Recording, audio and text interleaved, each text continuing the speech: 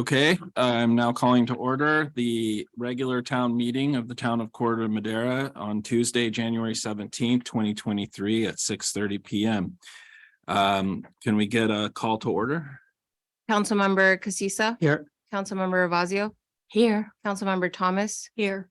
Vice Mayor Beckman. Here. And Mayor Lee. Here. Can we stand and salute to the flag? I pledge allegiance to the flag of the United States of America and to the republic for which it stands, one nation, under God, indivisible, with liberty and justice for all.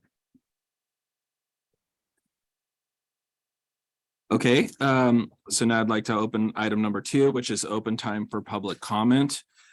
This is an open time for any member of the public to address the town council concerning any items that are not on the council's agenda tonight.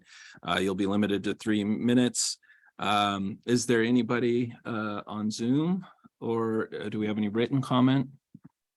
We did not receive written comment for open time, and we don't have any hands raised on Zoom. Okay, if anyone in the room would like to stand, please go to the podium, turn on the mic, and you'll have 3 minutes to address the council. Can you just thank you, Martha. Oh, thank you. Hello, my name is Nathan Foreign. I'll try to be pretty short here.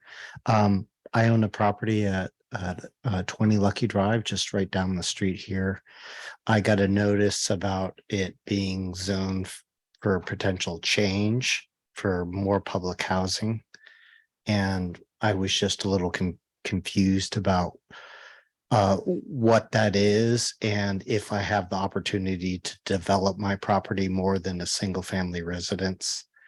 My neighbor is Lee Greenberg, who maybe many of you know and maybe not as happy about, but I have a fairly decent relationship with him. So if there's something we can do to improve this corner of Corte Madera, I'm happy to hear what's allowed.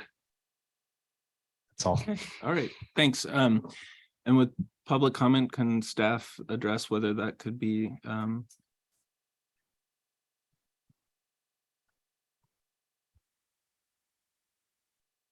recommend that the gentleman sort of follow up with our planning department, and actually Martha Battaglia is right here who can answer questions for you regarding the notice that you received.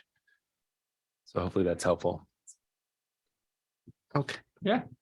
Thank you. Thank you. Okay, seeing no other public comment in the room, I'm going to close public comment and move to item number 3, which is presentations. Item 3A, presentation on the town's new public transportation portal provided by OpenGov, a government technology company. Good evening, Town Council. I believe we have Greg Balter from OpenGov on Zoom tonight to make a presentation for us.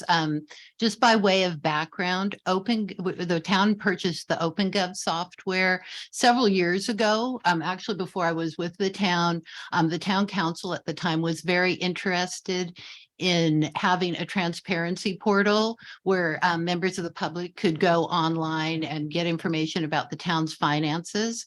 So we're implementing that now. We're actually implementing 3 parts. Greg is going to make a presentation about the public transparency portal where members of the public can go get that information. And then we'll also be coming to you in June with an online budget book, which is another component of the OpenGov software. And we're also working on some internal, what they call dashboards for staff. So they'll be able to get more information.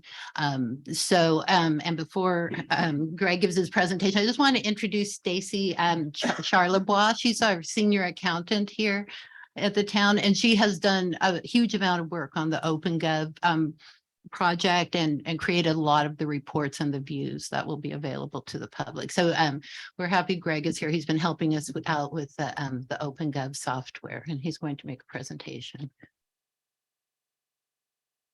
Awesome. Well, I will get going here. Thank you everyone for allowing me to spend a few minutes with you all and thank you to Stacy and Daria for supporting OpenGov and being great partners through the implementation so far. I'm gonna go share my screen. I am gonna turn my video off. I've had some internet issues, so I don't want it to ruin the bandwidth, but hopefully if you could let me know when you can see my screen. Let me go ahead and put it up here. Are you able to see my screen here? Yes. You are, perfect, okay. So, and I'm only gonna spend a few minutes here just walking through a little bit about what the town has already produced. So this is the landing page. This is the financial transparency landing page for the town.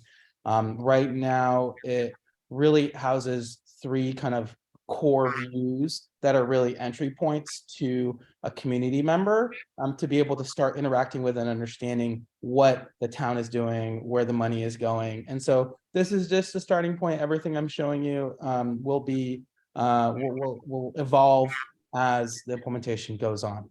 But right now there's three core questions here. Where does the money go? Where does the money come from? Where does the money go? And what is spent on capital projects?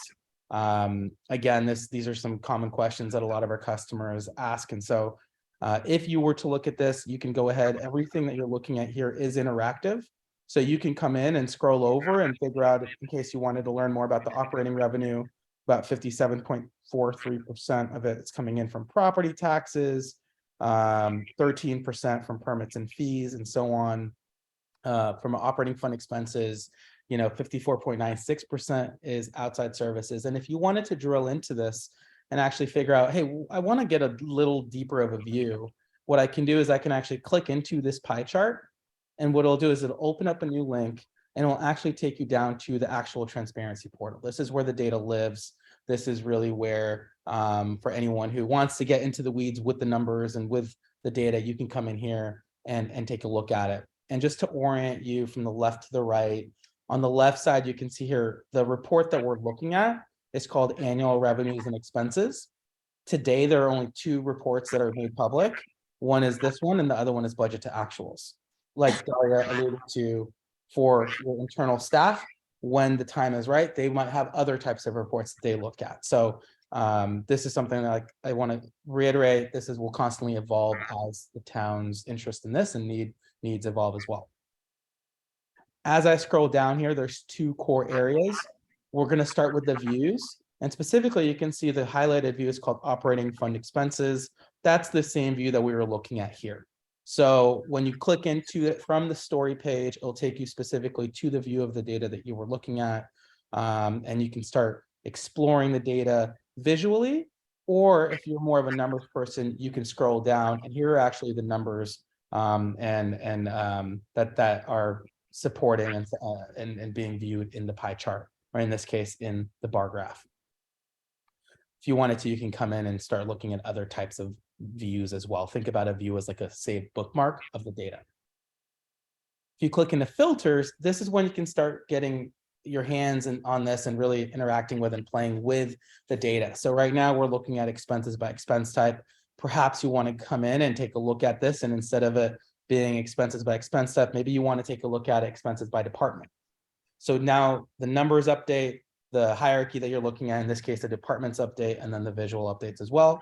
If you wanted to go and specifically look for a specific department or expense type or program, you can also just go to this filter by all section. And this is where you can see a lot more information and really start digging into any specific questions you might have. As I scroll to the right, you'll be able to see, or as I move up to the top, you'll also be able to see you can sort this in different ways. And you can also, in case you don't like the bar graph, you can take a look at it, the same exact slice of data. You might want to take a look at it as a pie chart or as a line graph or as a percentage graph. Really, any community member can go in and access this and be able to play around with it and to see the data. You can also go, and if let's say you wanted to, whether you're a staff member, a council member, or just a resident, you can come in and you could email this, you could download it as an image or spreadsheet, or if you have questions about this, you can actually contact the town and maybe your questions like, hey, I don't understand this, or hey, can I see a save view or a bookmark of this question? right? How much, what makes up property tax or whatever it could be. So a quick and easy way to interact directly with town staff. And well, like I said, everything I'm showing you so far is under this annual revenues and expenses report. There's also another report for budget to actuals, which really which really takes you into, in this case, a cumulative view of month over month in terms of how the year is progressing against the budget. Same concept. You can come in here and scroll down to the data. Now drill in from revenues, go down into, you know, rents. Really, this structure is how the town manages the money in their financial system. But for a community member who might not know that or might not know the financial accounting, you can come in here and have an easy drill path to figure out what you might be looking for. The other thing to note is, in case you care about more of a year over year view, you also have the option to go into this presentation section in the bottom left, click on the report options, and instead of month over month, maybe you want to look at it year over year. And so now we're in the month of January. You can actually see not just how it's accumulating in the current fiscal year, but specifically for January, how have we been doing compared to the prior years? In this case, it looks like we're going back to 18-19 fiscal year. So lots of cool ways to actually interact with the data. And again, right now, what the landing page or the starting point for all of you is going to be the story page that when you click into it, it will take you down to the report. And if there are any questions, please let me know. But this is an initial starting point. And again, thank you to Stacy and Daria for all the work so far. Open to answering any questions. Okay, so does anyone in council have questions for staff or the presenter?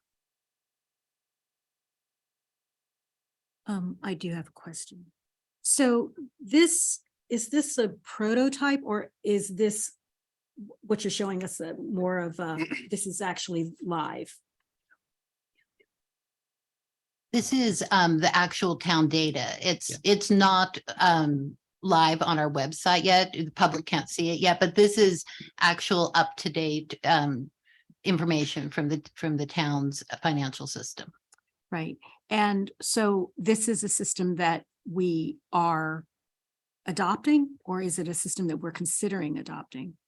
The town actually purchased this, as I said, years ago, before I worked here, and just for various reasons, because of how the town kept their records at that time, we weren't able to use it for what we wanted to.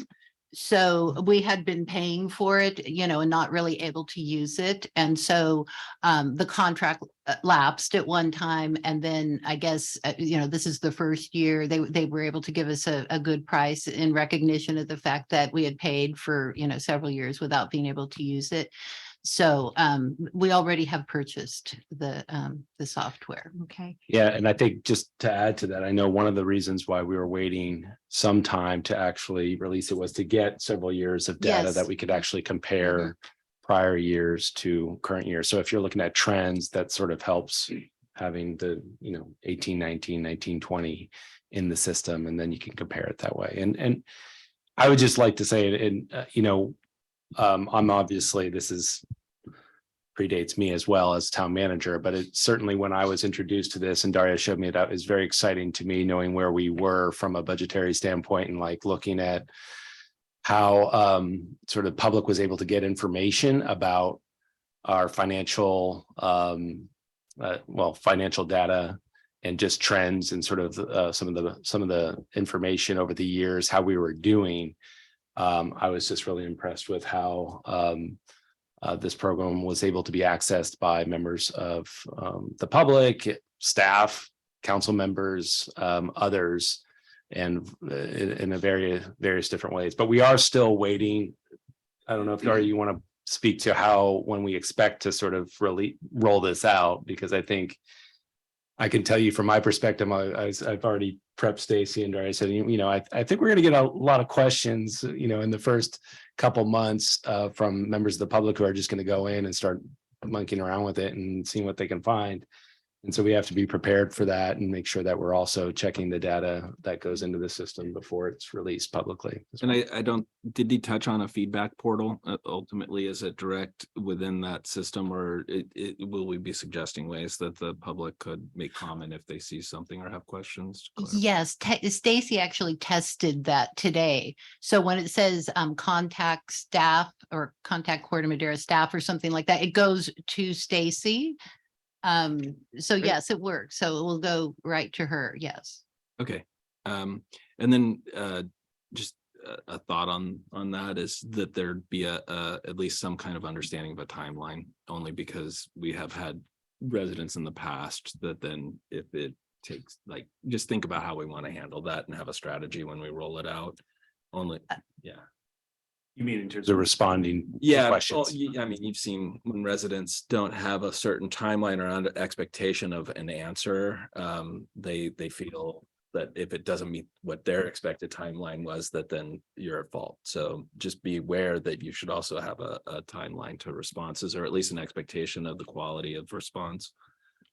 I have just one quick comment from a user consumer kind of accessibility statement. So the idea of calling it financial transparency portal makes it sound like it's really going to be wonky and really, really technical.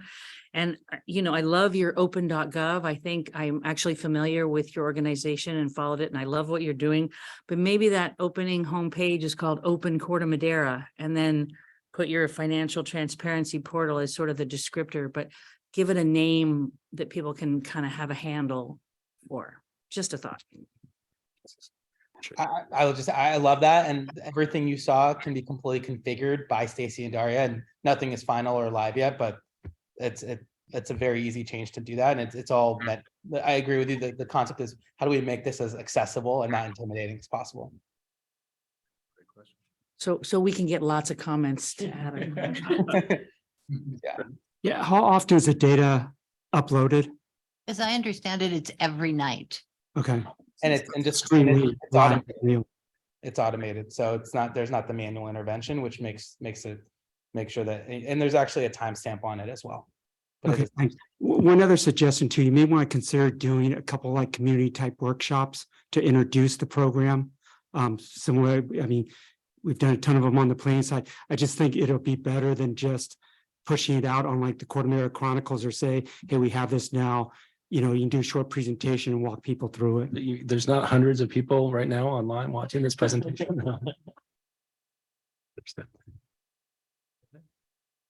Thanks. Great questions and comments from everybody. And thank you, Daria and Stacy and the team at OpenGov for making this happen. This is fantastic. I think kind of in line with Pat's comment, just in the spirit of transparency, and this I think is advice across all departments for anything public facing, but I think we got to be really careful for any jargon that the public might not understand. So like, I think that having those 3 questions on the homepage is brilliant. But I wouldn't be surprised, like, I don't know that most members of the public who don't come from like organizations that have budgets know what, for example, like capital expenditures are. Like I was not familiar at all with that term, before I got involved in local government. So I think just stuff like that we take for granted, maybe if we switch that out with like how much is spent on infrastructure or something like that, just trying to be conscientious about using words that members of the public are going to recognize regardless of what their particular like background or expertise is. But all in all, fantastic. Thank you. Yeah, so will there be a glossary or some kind of definition of how what those accounting buckets and how it's formulated to help basically make it transparent about what the philosophy of accounting within the town is? And like, is there ability to do that to his point about educating? It's not just access for the public, but maybe it could have an educational component about getting them up to speed about what we really do as part of that, access. But you don't have to answer today, but something to consider. Yeah, so it's almost like, would there be a separate tutorial that I could go in there as a tool to actually use the software? Just food for thought. Yeah. So then Eli, are you complete? Okay, so I think that this is the same software that Todd used to evangelize about he was really excited about the future forecasting and budget workshops that would happen at the director level with the widgets. And I know you're not talking about that, but that's what he usually really liked to talk about, was this based on inputs and feedback, you know, that there were these kind of slider charts so he could see the impacts of one department and how it would affect other buckets of money moving forward, which gives town managers and directors a much better cohesive kind of understanding about how to achieve goals in the next fiscal year, you know, fiscal forecasting. Is this the same software that he was speaking to, or is I it? think so. There's two different softwares that we purchased. One was the one for pensions that we've been using for a while.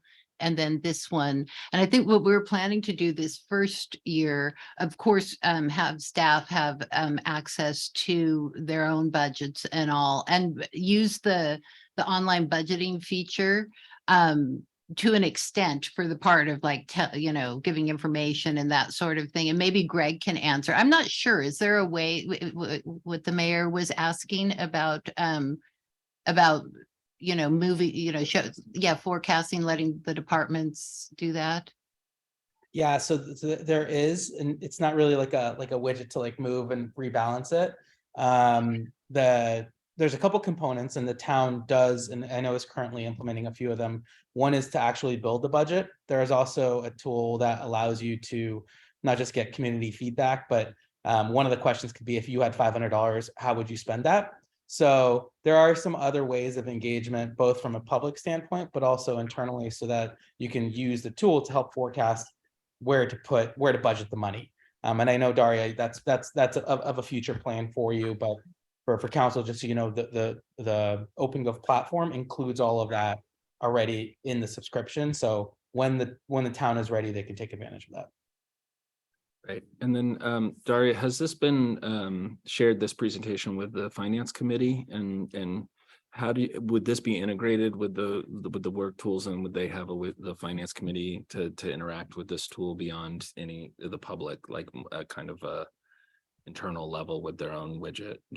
We haven't shown this to the finance committee yet, but we will, and we could certainly, you know, let them have a special sign in, you know, similar to staff. And if you do share it, just reporting back what their feedback was on it and ways that they think it might help the council and overall the town would be useful as well from a resident standpoint, advisory committee. Yeah, certainly. I think it's always good when you roll out new interactive tools, especially online, is to get the customer perspective and the user perspective and get the feedback on people who aren't not familiar with this and how it's working. Is it so that's a good suggestion. We certainly can do that.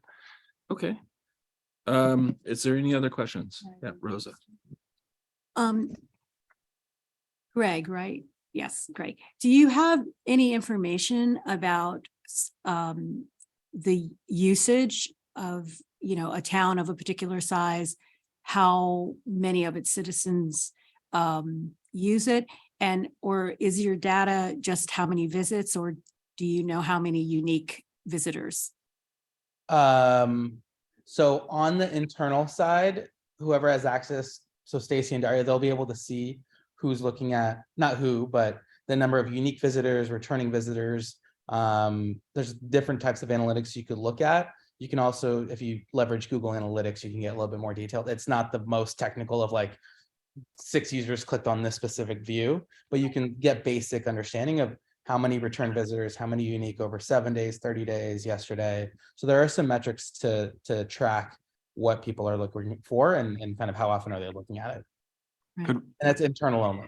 Only so we couldn't basically share that on a quarterly, as far as like, and make that available, those metrics, and part of the transparency as well. Just not automatically. You could easily quickly draw up. So kind of, I don't want to get the jargon, but that landing page, we call it a story. That's what's going to power your future budget book. You can quickly spin up a story and highlight those metrics there, but it wouldn't, there's not going to be a way to like flip a switch to just turn those analytics to the public. Is what my mind went to, which is like how many people have actually gone and interacted with it live, but also The quarterly is useful. I've seen with blogs, they can kind of wrap up the Google Analytics into a nice kind of report of usage. And then there could be an archive of that, hopefully, but You could, a lot of people do use it for quarterly reports, monthly reports, and you could highlight that easily, or newsletters. It's just not something like an automatic switch. Now it's available to the public. and does it have a history function too? You know, you know, with stock charts is that you can kind of go backwards and analyze it, and then forwards as far as if you are archiving those previous states. It will, from now on, as long as we use the system, it'll have all the records, or is there like in the contract you only support 5 years of records? You know, like. Oh, that's a good question. So no, you can have as many years back as you want. So it looks like Daria and Stacy uploaded since 2018. But there wouldn't be a way to go and see, at least from the public, like what it was January 16th versus January 17th. Like you would be able to go month at the month level. Yeah. So you can go by month and see what it's like month over month, but not like week over week or day over day. Yep. But it's unlimited. So let's say your customers for 10 years, it would still be from 2018 till the end of your, as long as you guys are customers. Right. I think Rosa has another question. Right. Well, it wasn't necessarily a question, but clarifying why I was asking. It was more to see, I can see that this is a great tool internally. And what I want to know is though, what is the value of it facing the public? If the public actually, you know, not because it's not, because the tool isn't great, but just to see us get a sense of how much are the public interested in looking at data at this level, and for deciding the value of it, the value of keeping it and sustaining it and maintaining and having somebody internally and maintain all that data. And, you know, so that's more what my question was about, because it's obvious that it's really valuable internally. Yeah. No, I love what you're saying. And look, I mean, we have about 1,600 customers across the nation who use this, and sometimes it doesn't work out when it becomes stale. So I think one thing that the town did very intelligently was make it key to integrate the data so that the data is always up to date, whatever day you're on. But I do think there is some, for lack of a better word, like accountability on when you are presenting financial information. I think making the public, reminding them that this is out there, right? Like today we're doing this meeting, and when it goes live, we can do another one. But then every quarter, maybe, or however often you want, bringing this back up and be like, hey, this is a tool that you can use to dig deeper into these quarterly reports. And I think that's really the best kind of combination of making sure the data is updated, which that's already checked off, but reminding the public that this is a tool that they have access to, because it could be easily forgotten, even if you have this front and center on your website. Okay, any further questions for staff? All right, so open this up to public comment. So is there any public comment on this presentation on Zoom? Or We do not have any public comment on this item. okay, anyone in the room like to speak to it? No? Hearing none, we can bring it back. This was just a presentation, so I don't believe that there's any movement on it or anything, but if you want to give any comments to it before we close the item. No, okay. The only thing I wanted to just add was, I think that for me personally, I think there's a difference between quantitative and qualitative data. And if one resident looks at it and saves the town $500,000, it legitimizes itself. So we have to be careful about just understanding quantitative data versus a qualitative. The one resident that knows how to saw something that nobody else saw could make that access worthwhile in of itself, right? So I think also just kind of tracking what the value of the qualitative interactions with them are outside of just tracking analytic data, because we're not in sales, we're in communication with our residents. So okay, so with that, I'll close the presentation. Thank you very much. Thank you. All right. And so now we'll move to item number 4, which is the consent calendar. The purpose of the consent calendar is to group items together which are routine or have been discussed previously and do not require further discussion. They will be approved by a single motion. Any member of the town council, town staff, or public may request removal of an item for discussion. Is there anybody within the council or staff that would like to pull an item? or discuss an item? No, seeing none, can we open, is there anyone from the public? We didn't have any requests for removing items, but we did have public comment related to item 4B, which is the second reading of ordinance number 1026. And this, I'll go ahead and start my timer for that.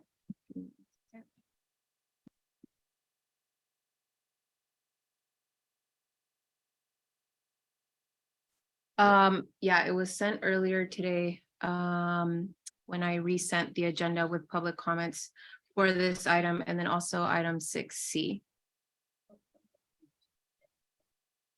So it's part of the agenda.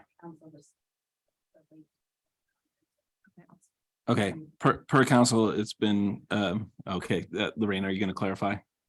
Amy,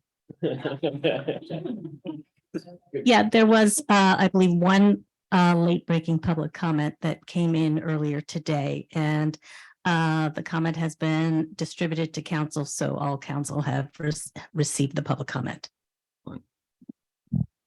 and aside from that comment, there weren't any other comments submitted for the consent calendar. Okay, so with that, we'll close public comment and I'll open it up for a motion. I have one question before I make the motion. 4B on that, when does that take effect? The rezoning? It would be 30 days because it's an ordinance, so it'd be 30 days from today. Okay, thanks. With that, I'll go ahead and make the motion to approve items 4A through 4F. Second. I heard Councilmember Beckman or Vice Mayor, sorry. Okay, so can I call for a vote? Yes, Councilmember Casissa. Yes. Councilmember Ravazio, Yes. Councilmember Thomas, Yes. Vice Mayor Beckman, Yes. and Mayor Lee. Yes. Thank you. The motion passes. Right, with that, we'll close consent calendar. Seeing item number 5, public hearings, we have none for the evening, so we'll move to item number 6, which is business items. Business item 6A is the consideration and possible adoption of resolution 5/2023 approving revisions of the fiscal year 2022-2023 budget. Daria? Thank you. This item is the request and recommendation to amend the mid-year budget. It was adopted last June for this fiscal year, and there have been some changes. So that as the staff report in front of you shows, we're requesting revision of the operating budget, a small revision to the capital budget, and then to the equipment and technology fund, which is classified in other funds. So for the operating fund, we're proposing an increase in revenue of $446,000, $446,576. $200,000 of that is interest earnings. Interest has increased since the budget was adopted. And additionally, we have extra cash in our LAIF account, largely due to an overpayment from the state that we're collecting money on. So that's what that $200,000 is. And then also we're expecting increased revenue from the sanitary district for about $246,000. And that's for staff providing engineering, maintenance, and management services to the sanitary district, which doesn't have any employees of its own. And so the town is paid because its employees provide those services. And since the budget was adopted, there have been additional employees hired, mainly an assistant superintendent and a public works inspector. And there have also been some employees who were promoted since the budget was adopted. So that's what that additional $246,000 is. Then in terms of expenditures, we're asking to increase by $1,735,980, but 1.2 million of that is related to the previous year's unallocated ending fund balance. So of the approximately $535,000 that will affect this year's budget, salaries account for nearly $117,000 of the increase. And that's the net result of, first of all, moving some employees and a position and employee, the climate action coordinator, from a contract position to employee. And then also, excuse me, those promotions and additions in public works that will be paid for by the sanitary district. And then on the other side in savings, there's open positions for the planning director as well as the building official. And so the net result of all of that is increasing salaries by nearly $117,000. And for the same reasons, retirement, the normal cost of retirement is increasing by nearly $11,000, and other benefits such as health benefits and payroll tax by $3,000. Outside services are increasing by $298,000. And most of that is due to a deficit in the Central Marin Fire Authority's ending balance last year. They had an operating deficit mainly because there were several workers' comp injuries all at the same time, many COVID-related absences, some vacancies. And so overtime was incurred, and that sort of overtime isn't reimbursable by the state, as most of the other overtime in the fire department is. A lot of the other overtime is for the state. And so all those workers' comp injuries also increased the claims liability and the insurance fund. So it was just sort of a perfect storm of all these events converging. And so the total deficit between the general fund and the insurance fund was about $515,000.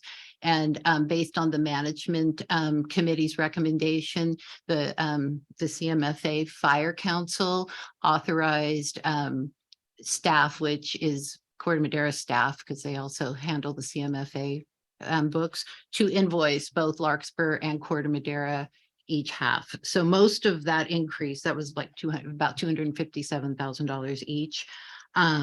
That's what that is. And then additionally, in the increase, there was in outside services, there were contractors who have been hired for plan checks and planning service and short-term rental work, and then some other small items. And then offsetting some of that is the climate action coordinator expenses, which have been moved to payroll. A small increase to the training budget by $1,000, and then $106,000 transferred to the equipment and technology fund to pay for items such as a recreation server that needed to be replaced, and computers and workstations for new staff, and laptops for employees to have access at home. And so then also, as I mentioned, that $1.2 million, which is related to last year's unallocated ending fund balance.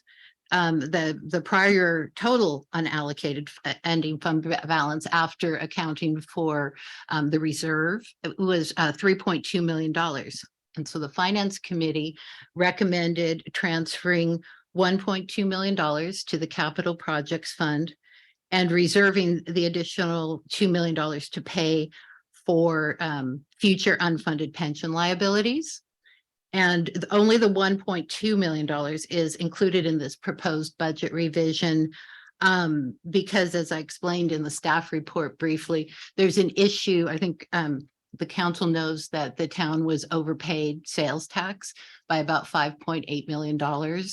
And then subsequent to that, which we knew we had to pay back, the town was, when we received what should have been our apportionment for the next quarter, which they would have put towards the amount we owe the state, the balance grew by $1.8 million. So in looking into it, it had to do with how their policy about the county pool, how they allocate and deallocate it. And so we're working with the state about that. They were supposed to get back to me by now, and I emailed today, and they said that their words were they were actively discussing it and would get back to me in a couple of weeks. So we asked them, rather than just apply this deallocation policy, that they actually correct the error because, the town really had nothing to do with the reporting error that a merchant made and, to lose well over $1 million, just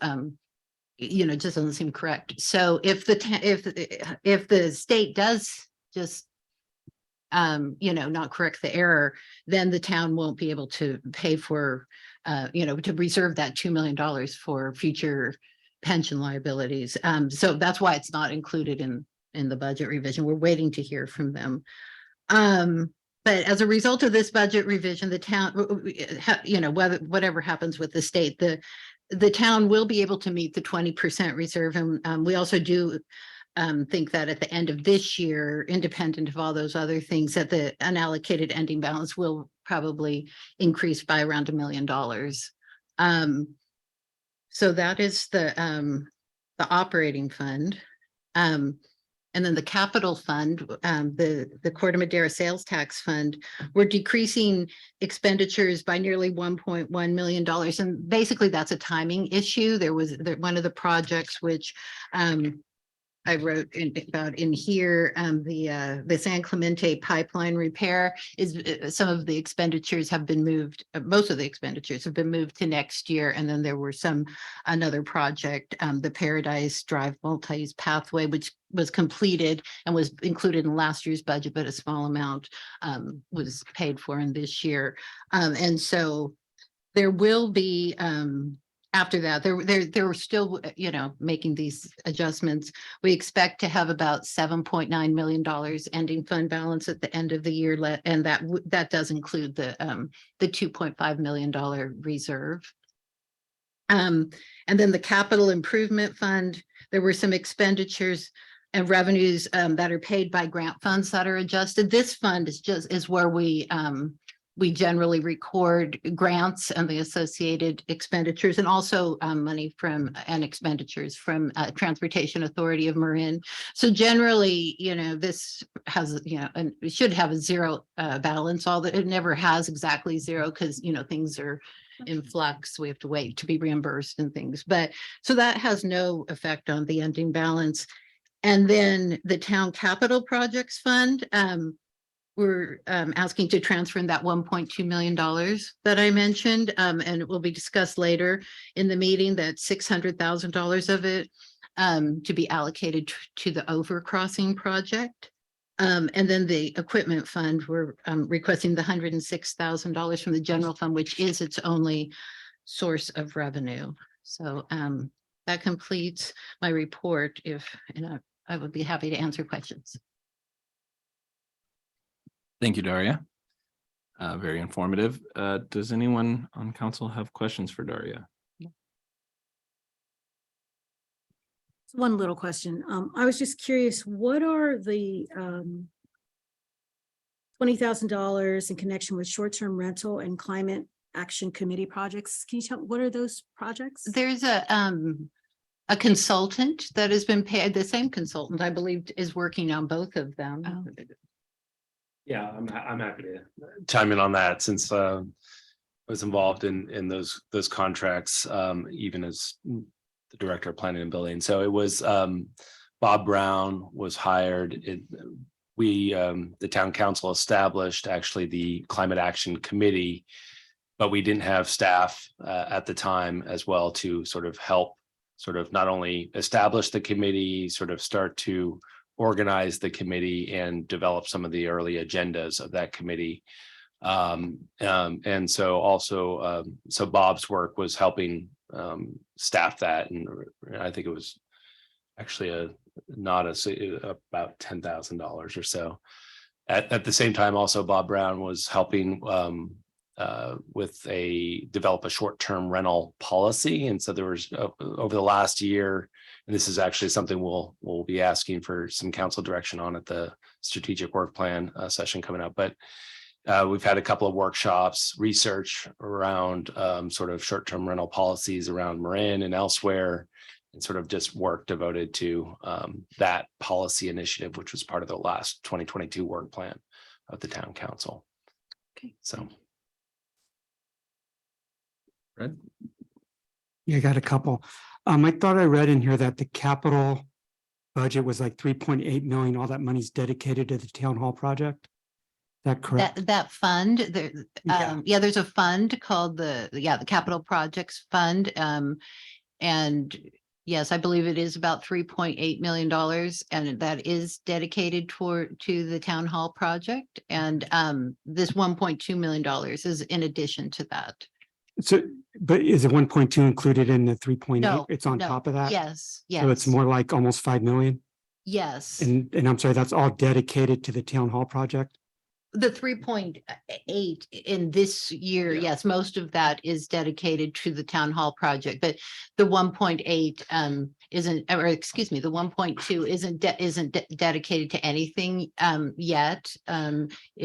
We're requesting later in the Yeah. meeting, $600,000 for the overcrossing. Yeah, so, project. so just on that, thanks, Daria, and what the 1.2 million of the unallocated fund balance, when we went to the finance committee, the recommendation was that actually be allocated to both. We talked about the TAM crossing project and town hall. And so, as we'll talk about later in the another agenda item, about 600,000 of that 1.2 million, half of it, we're projecting would be allocated to the TAM overcrossing project in this fiscal year. And the other $600,000 would be reserved for the next fiscal year and potential town hall needs and expenditures for the town hall project. Okay. Do you know where we're at with the town hall project money wise? How much we budgeted total? I'll be honest with you, I kind of lost track. You want me to? Okay, yeah, we budgeted about $11 million for this year. For the construction, and we've spent I think probably about 3 million of that. I'm not completely sure. We've the exact total. That's the amount that amount has come out of the certificates of participation that were issued. But we have not yet spent any money from this $3.8 million town capital fund. Okay. That money is unspent at this time, but we do anticipate spending it. So do you know what the total is we would be in for on town hall? Because it sounded like 11 million is construction related only, right? Do you just have a rough idea all in what JD, you it's wanna going to take this? cost? And again, I'm not going to hold you to the exact number. Yeah, so I believe the original base bid was 10.8 million. Then we did an additional 10% contingency for construction. And then believe the professional service contracts between MAC 5 and also the support from the architect was in the neighborhood of 500,000 or 600,000. Currently, those are all the construction side is looking fairly close. We'll see how that plays out, but so far we're in okay position there. The product is taking a little longer, so there's likely to be some additional soft costs with supporting the project for several months beyond the kind of original contract end date, which was I want to say closer to September of next year, and probably will extend through the end of 2023.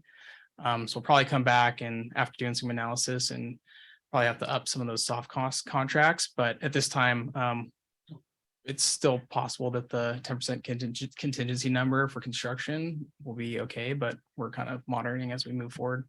Okay. And that doesn't include any interior technology, anything like that, right? Right, and that's correct. And that was done through a separate budget. I think Daria could speak to.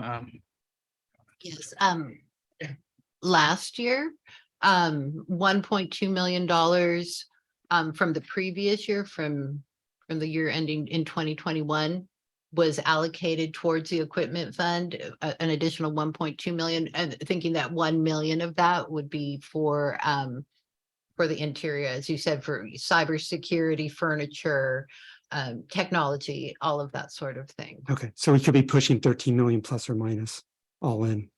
But again, Yep. it's plus or minus. Okay. And then on I want to say the tax issue with the screw up from the state. I probably shouldn't use that word, but why not? If I have that correct, it looks like it's 1.8 million or so that we could potentially owe the state, but you're working on that now to see how that works out. Yes, yeah, we don't see that there's any justification for that at all, and neither does our our consultant, HDL, our advisor. I think Adam wrote down his exact words. He said it was like the most exceptionally adverse effect he had ever seen on an agency or something like that. Was that the word? I was reserving that quote for here back, but yeah, but yes.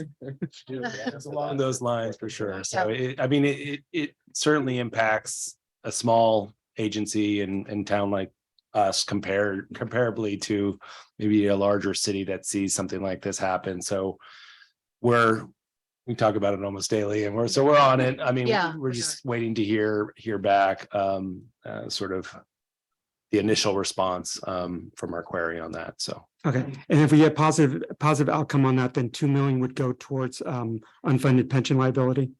Yes. Okay, and then do you know how much? Just to clarify, it's not being spent on any pension No. liability Right, now. it's It's being just being reserved. held if there's additional sort of poor return years in the CalPERS system, which we may anticipate, given what we've heard, but we're just anticipating that. So that's where that recommendation and that's what that fund would be for, just be holding that in reserve. We don't owe any payments over this fiscal year or next year. In fact, we're still Yes, overfunded at this point in time. right. Okay, and then the new community, I want to say planning person that you're looking, it probably be at our next meeting. Is that built into the budget, that salary for that person? I don't know exactly what the salary is going to be. There is a salary in there. Okay. Yes, at the same, it's essentially at the same rate as the town manager's salary was when he was that, except I took out a few months because the position was vacant, it was vacant right now. Okay, thanks. And then one last question. For Central Marin Fire, it looks like there was a 500 some odd thousand. We split it in half. Is that typical? Again, I'm more used to the police side where I know it's based upon service calls between the three cities and how they figure out the split there. Was that just a decision to split it in half between the two of us? I'm not going to haggle over money. I'm just trying to get the background on Yeah, it. the Central Marin Fire Authority, each agency is responsible for half. Okay, It's not based on like calls or anything. It's different than the police. It's just Okay. 50-50. all right, thanks. And I appreciate you keeping track of all these numbers. I lose track of them really fast. Eli. Thank you. So I know we just touched on the CalPERS situation, still trying to wrap my head around. So there's currently no UAL. We're not even necessarily expecting to get one, or Well, right now, because CalPERS issues its actuarial valuations a year behind, because they have to have time to, do the report and everything. So the most recent actuarial valuation is based on the year ending in June 2021, where there was, I think, like 21% investment return. So, and as you know, the town issued those pension obligation bonds and paid off 80%, I believe it was, of its UAL. So the most recent report, we're overfunded by millions of dollars and don't owe anything. But the GovInvest people have advised us that when we get the next report, which is going to reflect the year ending 2022, where there was about I think it was 6.1 or 6.7% loss. Yeah, that there probably will be a liability, but they're not sure how much, because the liability isn't just like one number. There's like layers, how they keep amortizing things and re-amortizing them. And they weren't sure how those years where we didn't owe anything were going to be accounted for, if they were going to give us a credit or what was going to happen. They're looking into that, they don't know.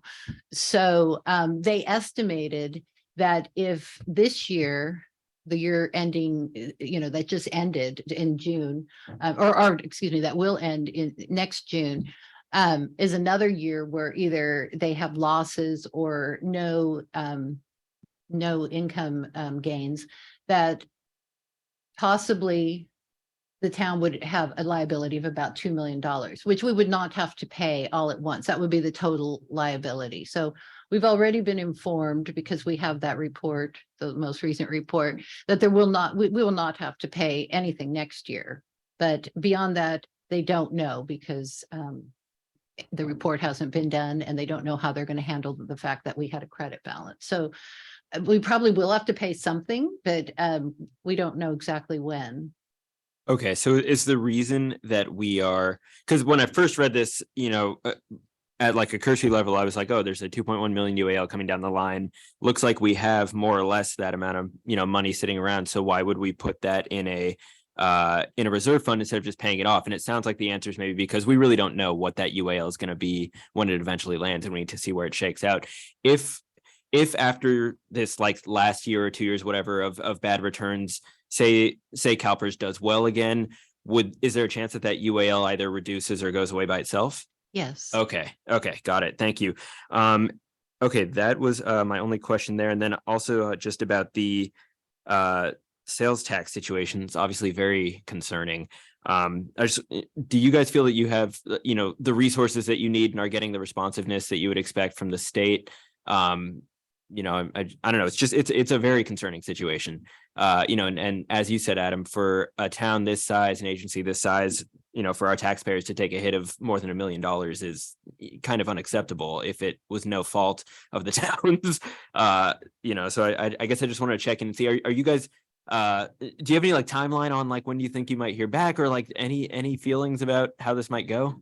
We were supposed to have heard back, by now. And so I emailed the person at the state, and she said, we are actively discussing your situation and we will get back to you within 2 weeks. So hopefully within 2 weeks. The original response was basically, this is just our policy. We allocate and we deallocate, and sometimes you gain a little and sometimes you lose a little. I really did say that. I put it to No, that was our response, that, to us, this is 5% of our operating budget.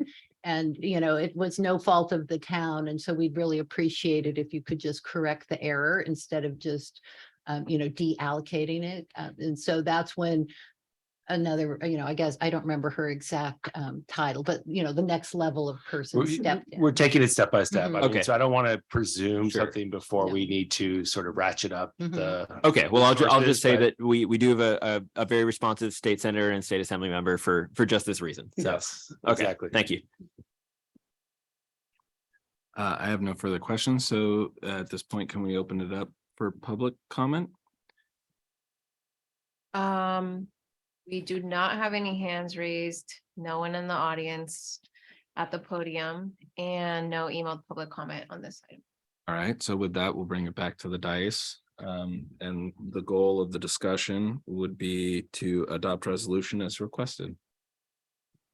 I would move that we adopt the resolution as requested.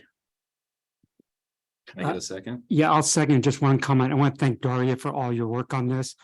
And I appreciate, I've said this before, but I'll say it again. I appreciate town council members in the past, especially like council member Bob Ravazio, for being fiscally conservative. That's led us to this point where we have a pretty healthy budget. We're still able to do a lot of improvements around town, street improvements, sewage improvements, storm drain, and all that stuff. And we don't miss a beat on it. And we also have, more importantly, we also have healthy reserves. So I just really appreciate all the work that's gone into this, and I'll second it. Yeah, ironically, a really good rainy day fund. So. Could I call for a vote then? Okay, Councilmember Casissa, Yes. Councilmember Avazio, Yes. Councilmember Thomas, Yes. Vice Mayor Beckman. Yes. And Mayor Lee. Yes. Thank you. The motion passes. Okay, so moving on to business item 6B. This is the consideration and possible adoption of resolution number 6, 2023, ratifying the town manager, emergency operations manager's proclamation of local emergency. Adam. I'm gonna have RJ take this one. So RJ, please. go ahead. Yes, absolutely. Thank you, Mayor Lee and council members. So this came about as I think no surprise to those who've been in the area last few weeks. Corte Madera and Marin in general has been hit pretty hard with this atmospheric river system. Lots of high winds, nonstop rain, heavy rains at times. And it's really tested kind of all things that we have: infrastructure, personnel, outside services, all the above. And the governor or state of executive executive department of the state declared an emergency effective December 27th. And that was proclaimed on, I believe, January 4th. And Ad and I had a discussion. I talked about what our crew has been experiencing, some of the challenges we've been up against, and really the damage we've sustained and the need to really enter into emergency procedures. And really that's to do a couple things. One, make us eligible for reimbursement through the state or FEMA or other sources, depending on the nature of the damage. It also allows us to act more swiftly. You know, we have our standard code of ordinances and procurement procedures, contracting procedures. You know, that could be 3 bids, that could be justifications of best interest of the town. It could be formal bidding procedures, but this allows us to do what is in the best interest of getting things done in an urgent fashion when things are happening. And I think I mentioned, yeah, the potential to later also go after reimbursement. So, you know, we do have one particular location that I think is likely to have some costs, and then some smaller ones that will also attempt to go after. We're probably anywhere between $400,000 and $500,000 worth of damage to date. But relatively speaking, I think we've done pretty well given the kind of unique storm system that we've endured the last 3 weeks. So happy to answer any questions about kind of just where we're at or what this means, and open up to you all.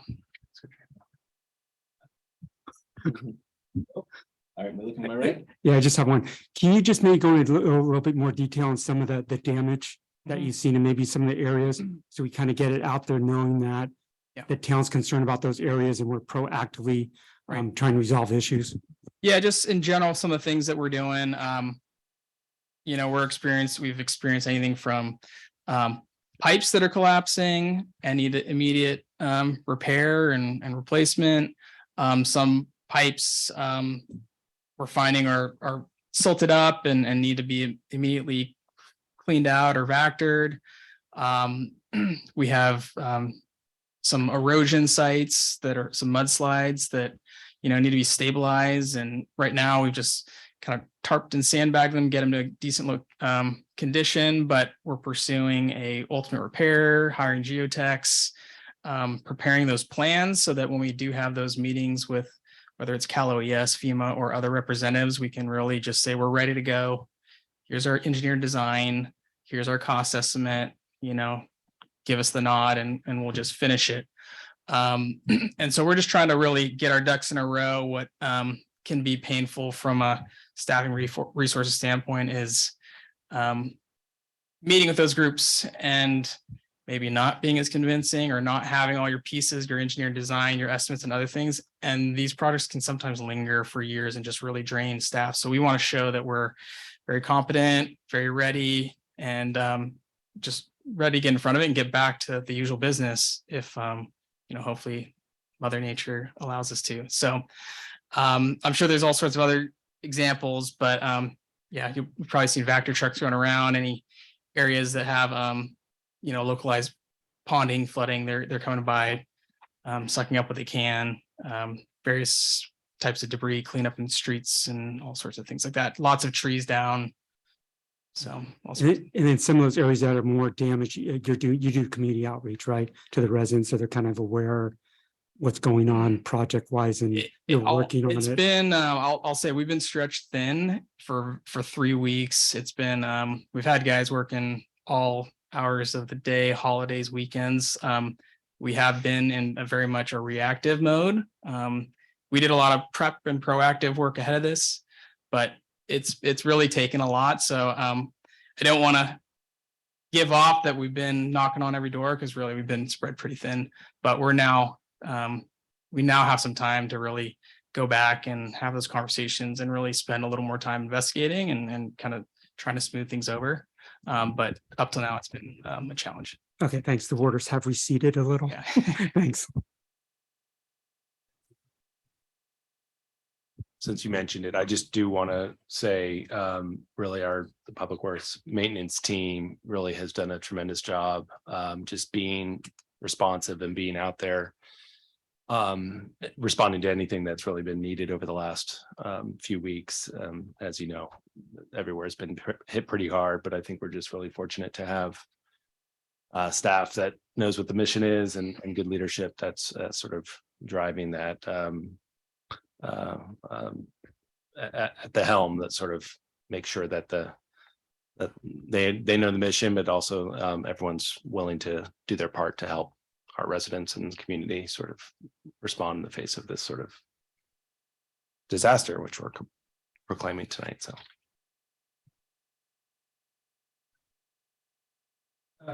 So one thing I have is, will this also cover any?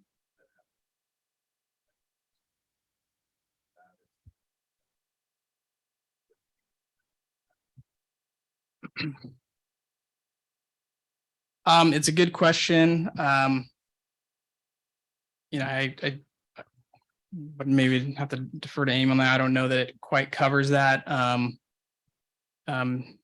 And I did do some research today about kind of what some of the agencies are doing, and so far I haven't really seen some of our sister agencies on the sanitary side proclaiming in the same manner. It is a lot very more common on the town side, so it wasn't something that we proceed with, but yeah, I don't know if we can piggyback in any sort of way with that. Only Amy, because we share staff, and Right. and you did mention collapsed pipes, if that's just storm drain versus, other Yep. other infrastructural, Yeah.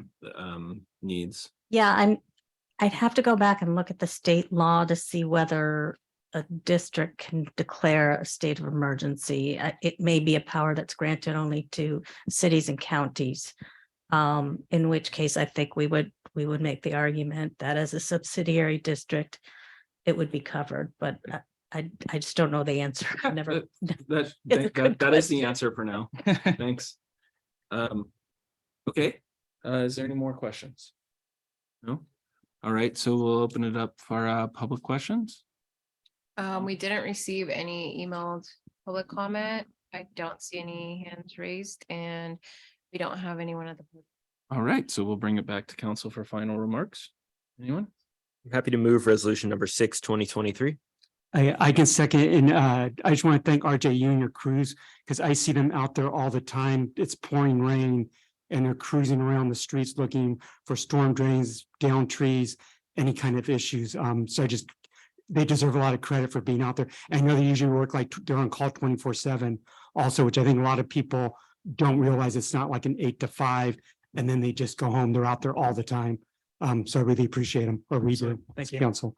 And I'll follow up with, I like these two words, I wrote them down, confident and professional. That's not only what the town's bringing to other agencies, but that's what you represent, and I appreciate you for that. And I think that you moved forward with concise kind of solutions to this emergency. And I think that as council, the number one rule of council is, does it check the box of health and safety of the public domain?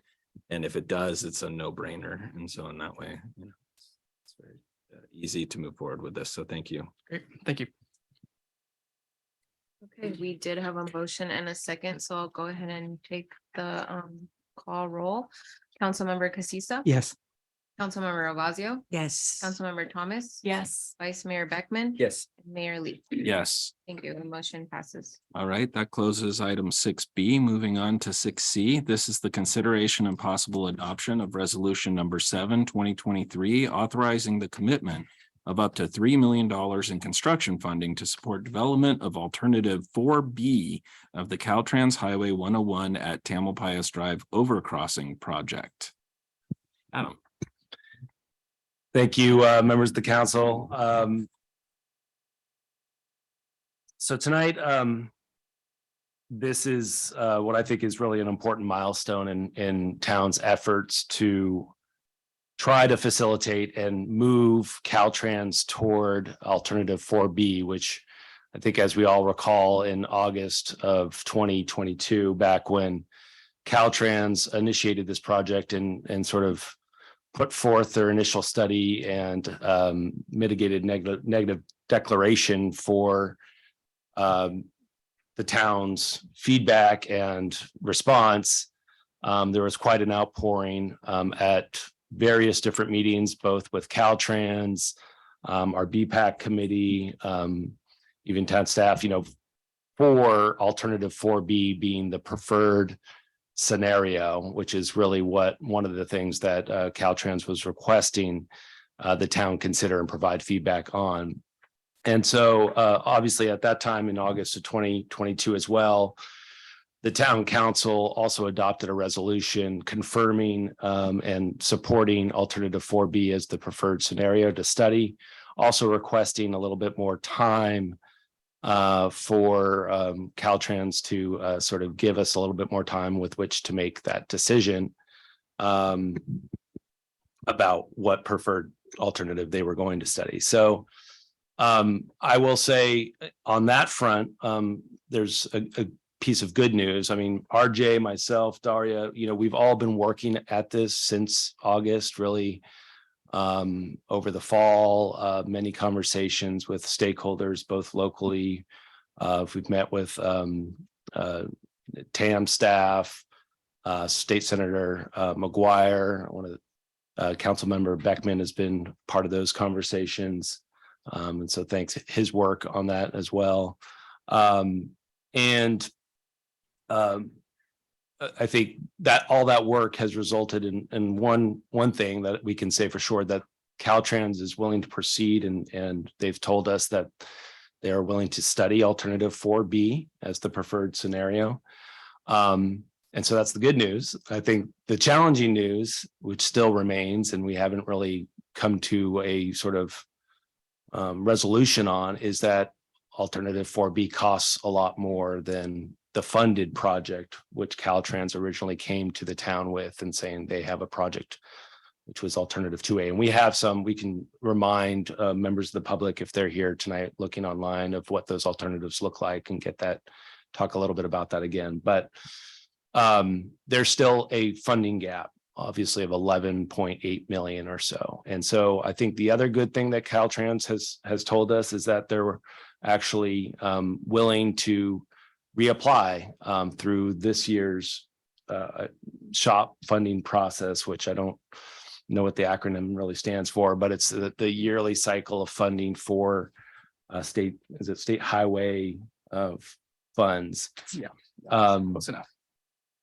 And so that is, I think, those are good results that I think we've able to sort of steer this in that direction and gotten some positive feedback from Caltrans that they are willing, and they've heard the community, they've heard our committees and they've heard staff that is the direction we'd all like to see that go. So tonight really is along with that funding gap, we've heard, in order to make really the strongest application back to the state, the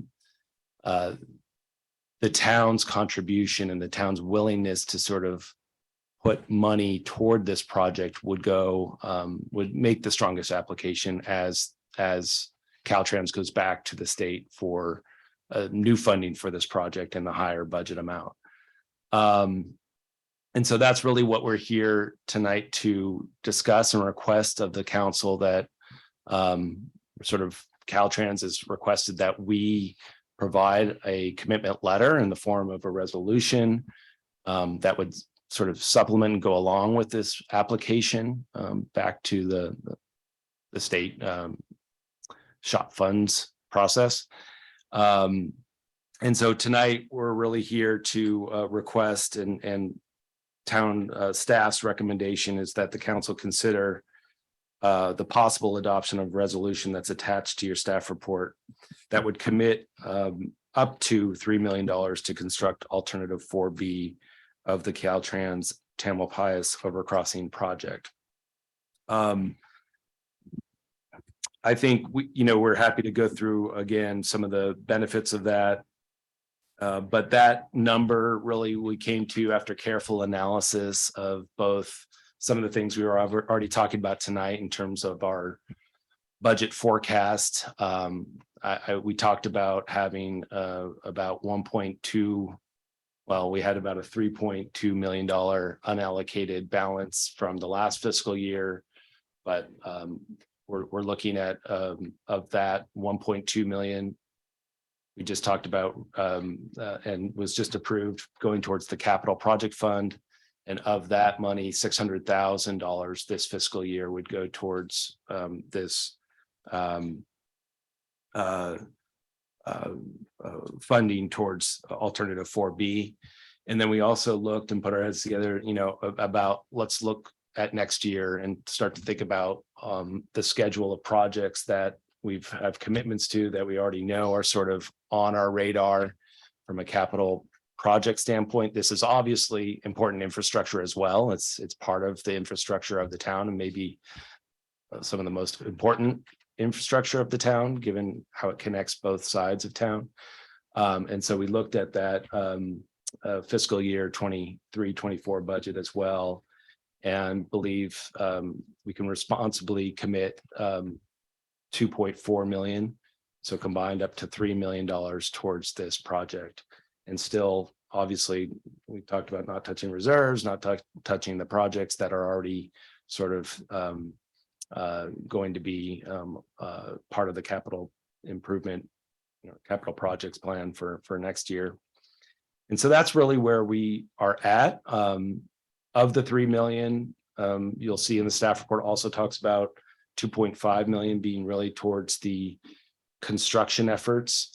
And then we also wanted to reserve about $500,000 of that commitment really to more of the amenities, maybe enhanced landscaping, lighting, things like that, that typically Caltrans may not put at the top of their priority list, but we know, and again, hearing from the community and the conversation that we've had over the last seven months or so, that is a priority of the town as well. Like this is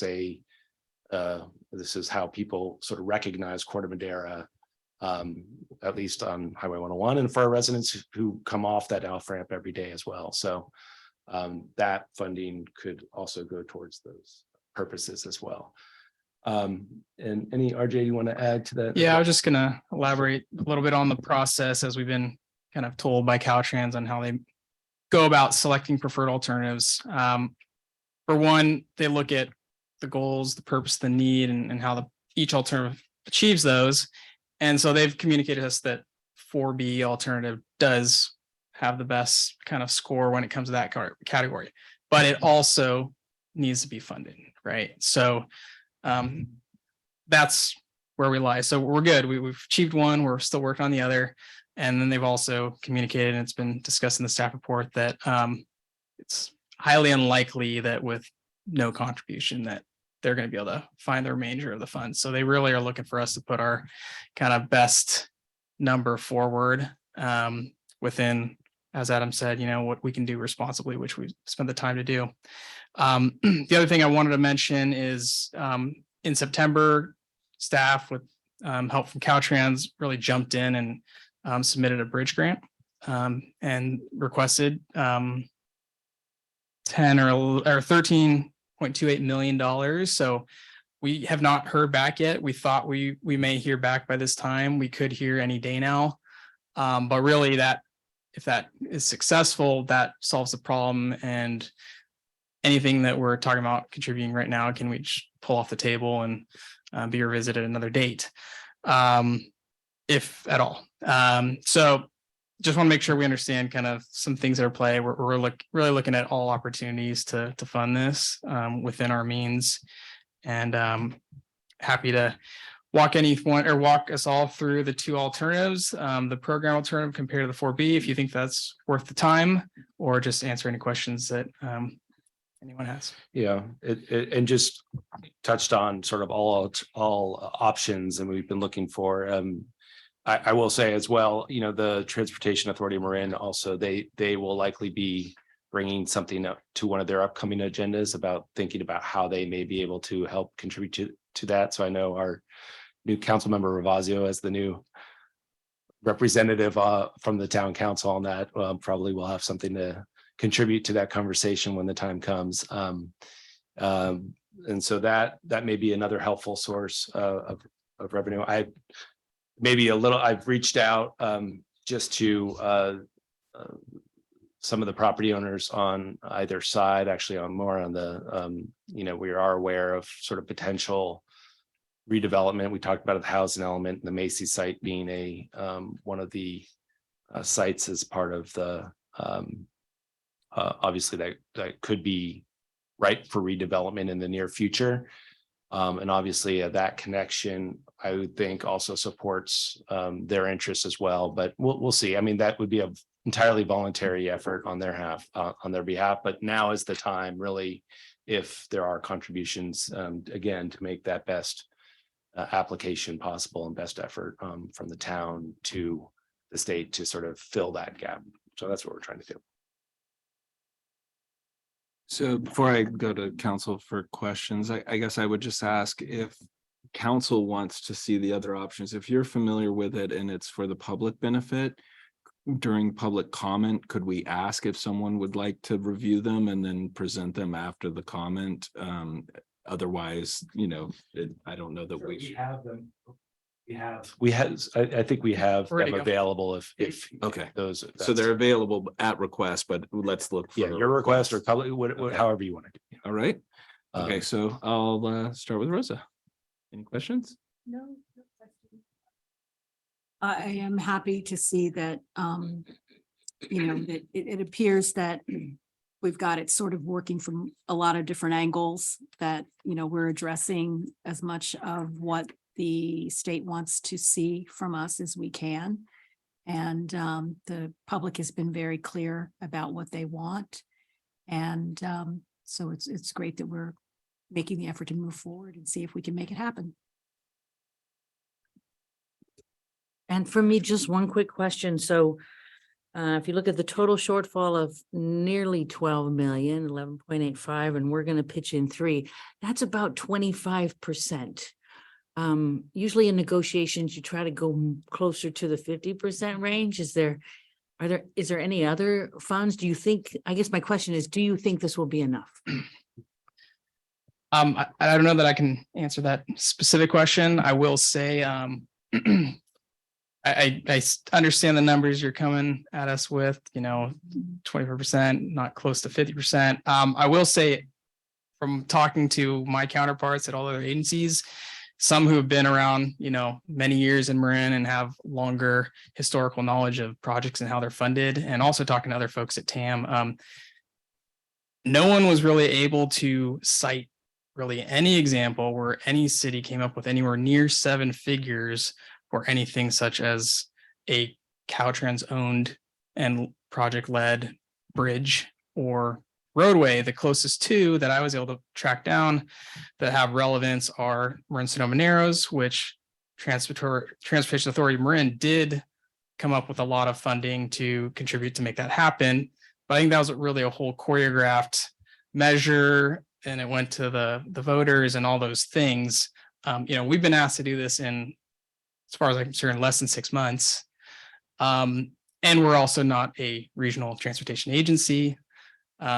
Secondly, the other one that was brought up was in the mid-90s, Marin City, when it was redeveloped, was developed by Marin City USA. It was a developer who had an interest, and obviously a financial interest, contributed, I think, a large amount of money toward infrastructure.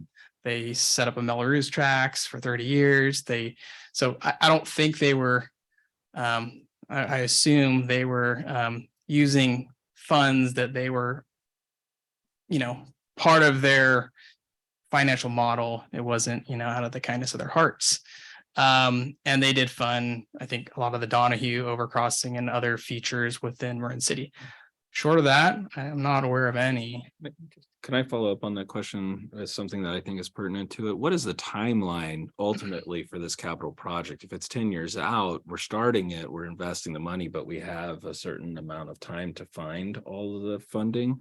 What do you anticipate that timeline to be? So these funds actually need to be committed. It would actually have to be what the right word is, whether it's wired or appropriated to Caltrans for the construction of this by June 2024, which is soon. So it's That's not our funds, but then if there's for the total 11 million. So they're starting if they go to shop now and depending on exactly, this is one question. I don't know exactly the timing of when they hear back if that the total funding amount, let's say 4B 28 million has been funded by the piecing together the different, the $3 million here, and maybe, some other monies there.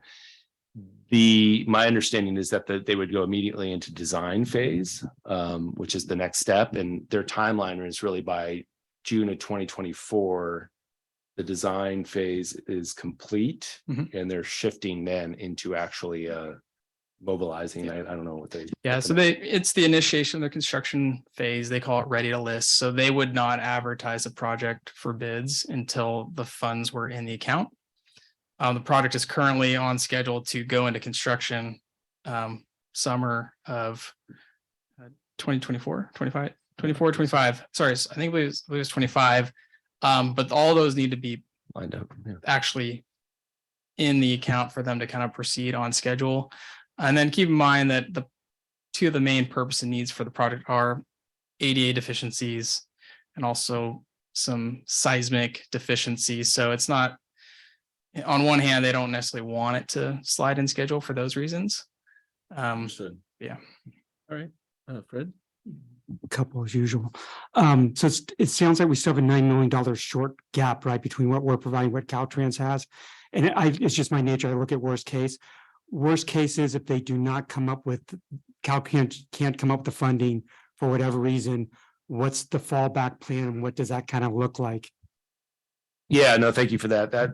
I think what's been, good about the meetings and conversations we've had with Caltrans is that we've been thinking through those scenarios as well. And I think if this is unsuccessful, ultimately we would, in talking to Caltrans, essentially we'd have to, in conjunction with them, think about another alternative. And so as staff, just because, again, we're thinking through all different options and paths here, we've actually started to think a little bit about what that might look like. Is there a funded option that could still provide some level of connectivity that's better than what we saw? Those sorts of things we've started to really think about. But Caltrans has agreed really to move through this sequentially, and basically let's give the best effort to try to get to 4B and see if we can't do that, and put all our efforts towards that. And then if it doesn't happen, we'll have to regroup. And I think it was encouraging also to hear that would involve a new community outreach process that Caltrans would be involved in. It would push the projects, I think, out a year, they said, if ultimately that had to happen. But essentially it would restart sort of a community workshop process and outreach process with Caltrans. And I think we'd be working sort of more in partnership at that point in time with them, rather than sort of the way that this sort of started, I think, which was a little bit like reacting to a Caltrans proposal. So hopefully that answers your question. Yeah, thanks. And then it sounds like the 2.4 million is coming out of the sales tax override fund, and that's based upon projections for 23-24. How confident is staff in those projections? I know they're done by an outside consultant, but I also realize that, rates are still high, consumer spending, recession, all that kind of stuff. Yeah, The stock market's we still just down. got sort of a review of the third quarter. I think it was third quarter 22. Things are holding pretty well and stable. So I think we are confident that we're going to be, I don't know if the number was around an $8 million number, I think total, but maybe or 5. Right, there was, we're thinking that we're going to have a balance of about 7.9 million in the sales tax fund at the end of this coming June. And then we're thinking we'll get at least another $4 million in sales tax revenue, in Corte Madera sales tax revenue next year. This year we have budgeted $4.1 million based on consultant advice. And so far we're ahead, that on track. I mean, so far it's the year is not over, but so far in that fund, we're ahead, of that. And the meeting that Adam was referencing said that, it seemed like that would be, I think, even more next year. What did they say? 4 point, maybe 2 or 3, I can't remember, but it was enough. Yes. It was more than this year. Yes. Okay, and then taking the 2.4 million as sales tax override, that doesn't affect any other things, any other funding for any other program within the sales tax override, correct? Any of those priorities? Yeah, not for next year, and I think we did, moving forward, obviously, there's going to be other capital project outlays that I think RJ mentioned when we get storm drain master plan. So I mean, this is obviously a cost that we are putting forward that isn't going to be used for other purposes, but I think it's finding the right balance between sort of this key infrastructure project, which the timing is now. We have the window now actually to do this in a responsible way fiscally. I think we feel confident about that. And then it's going to be sort of gearing up and sort of building, to your point, Mayor Lee, building towards sort of other needs as we go forward. Yeah, and specifically, any of the committed projects that, we've talked about, given a title, I mean, those are still basically locked in the schedule. We have certain goals or, let's talk about road projects, right? We want to spend on average 1.5 million a year. Well, if push really came to shove, we might spend less one year due to cash flow and then come back and recoup it the next year. So it's not as if we're going to not invest in what we need to with respect to infrastructure, but that's the worst case. We might have to get a little bit cute if we have a big dip in some sort of economic cycle and something happens that we weren't expecting. Okay, so it sounds like infrastructure projects still go on. They may need to be scaled back a little, but they wouldn't be like cut back in entirety. And I would temporarily scale back. I think more than anything. Okay. The 500, I have a couple more. The 500,000 that you came up with for landscaping, whatever. Where did you get that number from? How did you figure out 500,000? And is that like a number that you're just estimating, or is that something you're going to come back saying it's really going to cost $1 million, double that somewhere down the road? Well, we said up to 500. Okay. So in the event that those components don't go in that fall under enhancements or beautification or anything, and we're just building kind of concrete and hardscape and Caltrans functional stuff, then we would spend less. But if we were to discuss things such as lighting and enhanced beautification that really aren't outlined in the Caltrans mitigated neg deck, lighting could be a couple $100,000, right? Mm-hmm. And putting aesthetic features might be 50. I mean, so it is a little bit of a approximation. It's not a detailed estimate, but we have a sense of kind of what these things cost. So, okay. I think it's just really putting a marker down there saying like, look, these are funds that we also want to see this if we're going 4B. We also want to see these other aesthetic improvements and landscaping improvements that improve the overall quality, but reserve a portion of that 3 million essentially for that, so that it's known and we're part of that process of design work. Okay, thanks. And I have one last question, because I've brought this up before, where I know there has to be transition points on both sides where the best example I give is at town center. We have a multi-use path that's going to end right now where it ends. There's no bike lane there. There's a sidewalk, 2-foot solid white line, and that's it. Has there been any consideration into either phasing that in or a rough idea what the cost is? I just want to make sure that there's the understanding that we're putting the 3 million in. If Caltrans come through, there may be additional costs, whether that be landscaping, lighting, or whatever. But there's also, to me, there's going to be a cost for those transition points on both sides of that overcrossing. Yeah. So if we're talking about specifically the 4B alternative, right? It's the large multi-use path on the north side. As you go toward the Macy's side, I think it's a lot clearer what that looks like, right? You extend the path all the way down to where you can connect over to the Redwood Highway path. And so, yeah, that would have to be kind of worked on design, kind of where they stop and where likely a project may have to continue on the town side. There may be an opportunity depending on our willingness to incorporate a what they call non-participating project or a fund within the greater project, that would be an option. But we would have several years to kind of work that out. Okay. And then a tougher kind of puzzle on the west end, but definitely a point that is important to make, and one that we've been thinking about. How does it best connect once you're on the town center side? I think you could see a connection crossing over to Casa Buena and kind of tying into the class 2 path there, whether you're going south or just connecting over to Madera through that. But yeah, some challenges as you were to go straight west and kind of pass through town center, pass by the gas station. So some analysis definitely required, and would likely have some funds there, but we've got a few years to work that out as they finish up the design. Okay, thanks.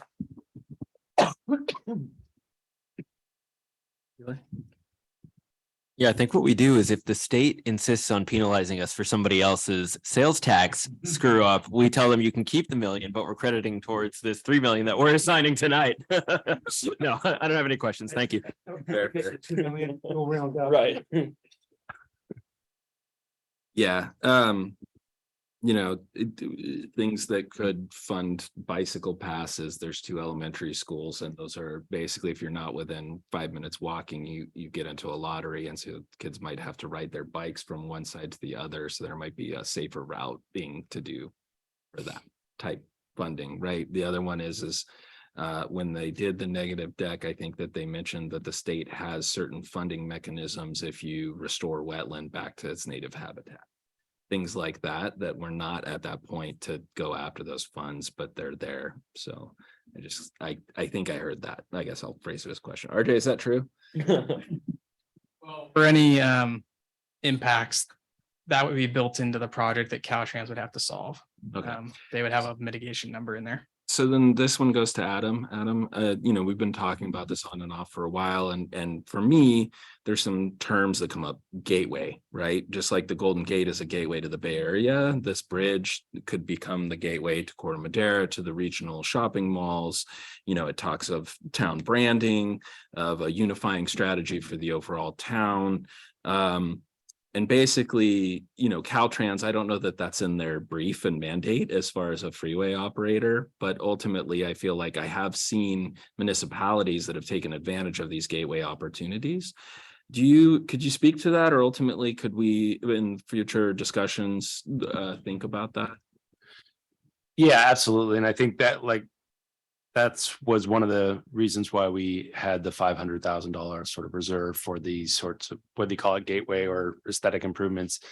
I just think we're not there yet in the conversation. If we're successful and Caltrans is successful, and we get into now the next step, which is going to be design, there's going to be a lot more conversations about these very sort of the nitty gritty of the connections, the transitions, those things that we were just Mayor, Councilmember Casisa was mentioning. Sorry. So, and so I think we'll get into these conversations as well about what sort of opportunities may be. I don't know. I'm not experienced in terms of how those play out and when in the process those discussions happen. But maybe RJ, you have some details. Well, they tend to be not planned for, and then they tend to come up during the design process, and then everyone's scrambling. So we're trying to kind of take the funds we have, and if 3 million is our max, how to parse it out as best we can based on what we're looking for. And one thing I did want to mention, just so everyone's clear and make sure we're on the same page. And so on the 500,000, that is an up to number, but the 2.5 is a lump sum number. I think maybe in one part in the recommended action, I see up to on 2.5. I just want to clarify, it's tend to be 2.5 toward the functional improvements. I put that out there in case they didn't need it all. They said, all right.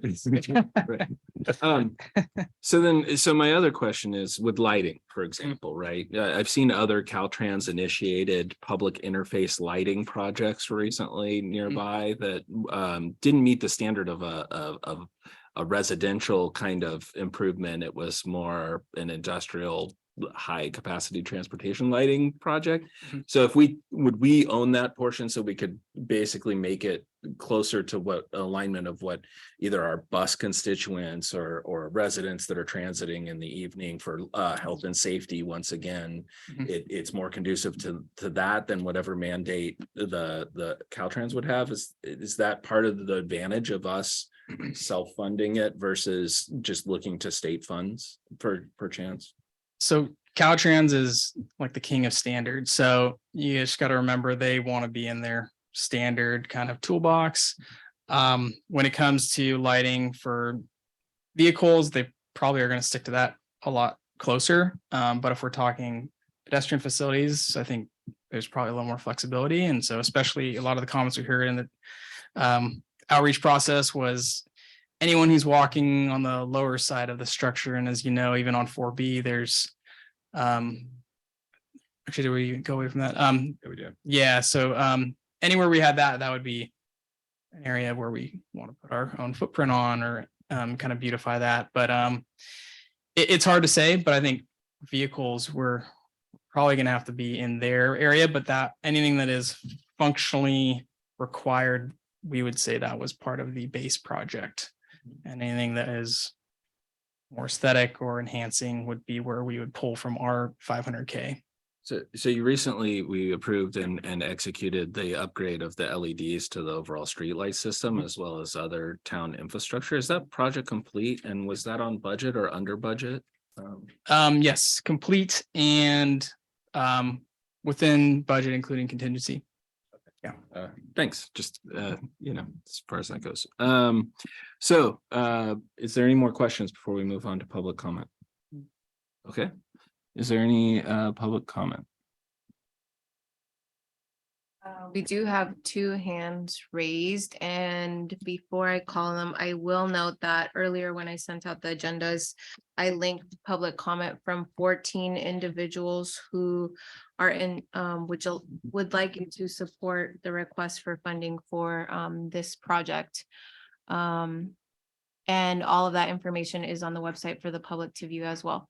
So we're gonna go ahead and start with Warren Wells, who has his hand raised.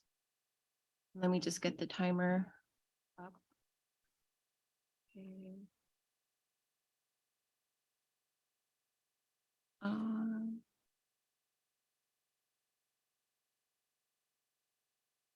Oops. Sorry for the delay. Warren, you should be able to speak whenever you're ready. Wonderful. Thank you so much. Mayor Lee, members of the Town Council, this is Warren Wells, Policy and Plan Director for the Marin County Bicycle Coalition. Speaking in strong support for the staff recommendation. Alternative 4B represents the only crossing of US 101 that's usable by pedestrians and bicyclists of all ages and abilities. The initial alternative proposed by Caltrans, which was pushed back on by this council, would have remained only usable to strong and fearless bicyclists, but does not help our older riders, our parents taking children to school, or teens visiting, the village or the town center. I want to express MCBC's sincere appreciation to staff for their hard work on this project, especially on tight timelines, to council for their support of Alternative 4B, particularly Councilmember Ravazio's long attention to this crossing, and to the many members of the community that have spoken up to support this bold goal. Thank you for committing substantial resources toward this important project. We stand ready to assist the town in making it a reality. We organized over 100 comments on the Caltrans environmental document supporting 4B and asking for Caltrans to commit additional funding. And we'll continue to do whatever is in our power to support the construction of the safest possible overcrossing of US 101 here. So thank you again for your time and consideration and really appreciate the good work. Thank you, Warren. Okay, and then next we have Jean Greenbaum. Sorry.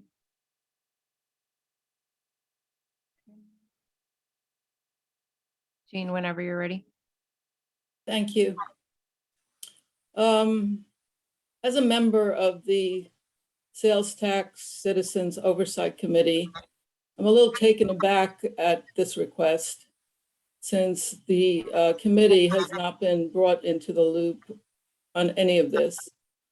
And in the past, we've had wonderful communications and disclosures, and we've had regular meetings where we would see what the projects were and what changes there were to the projects, and none of that took place here.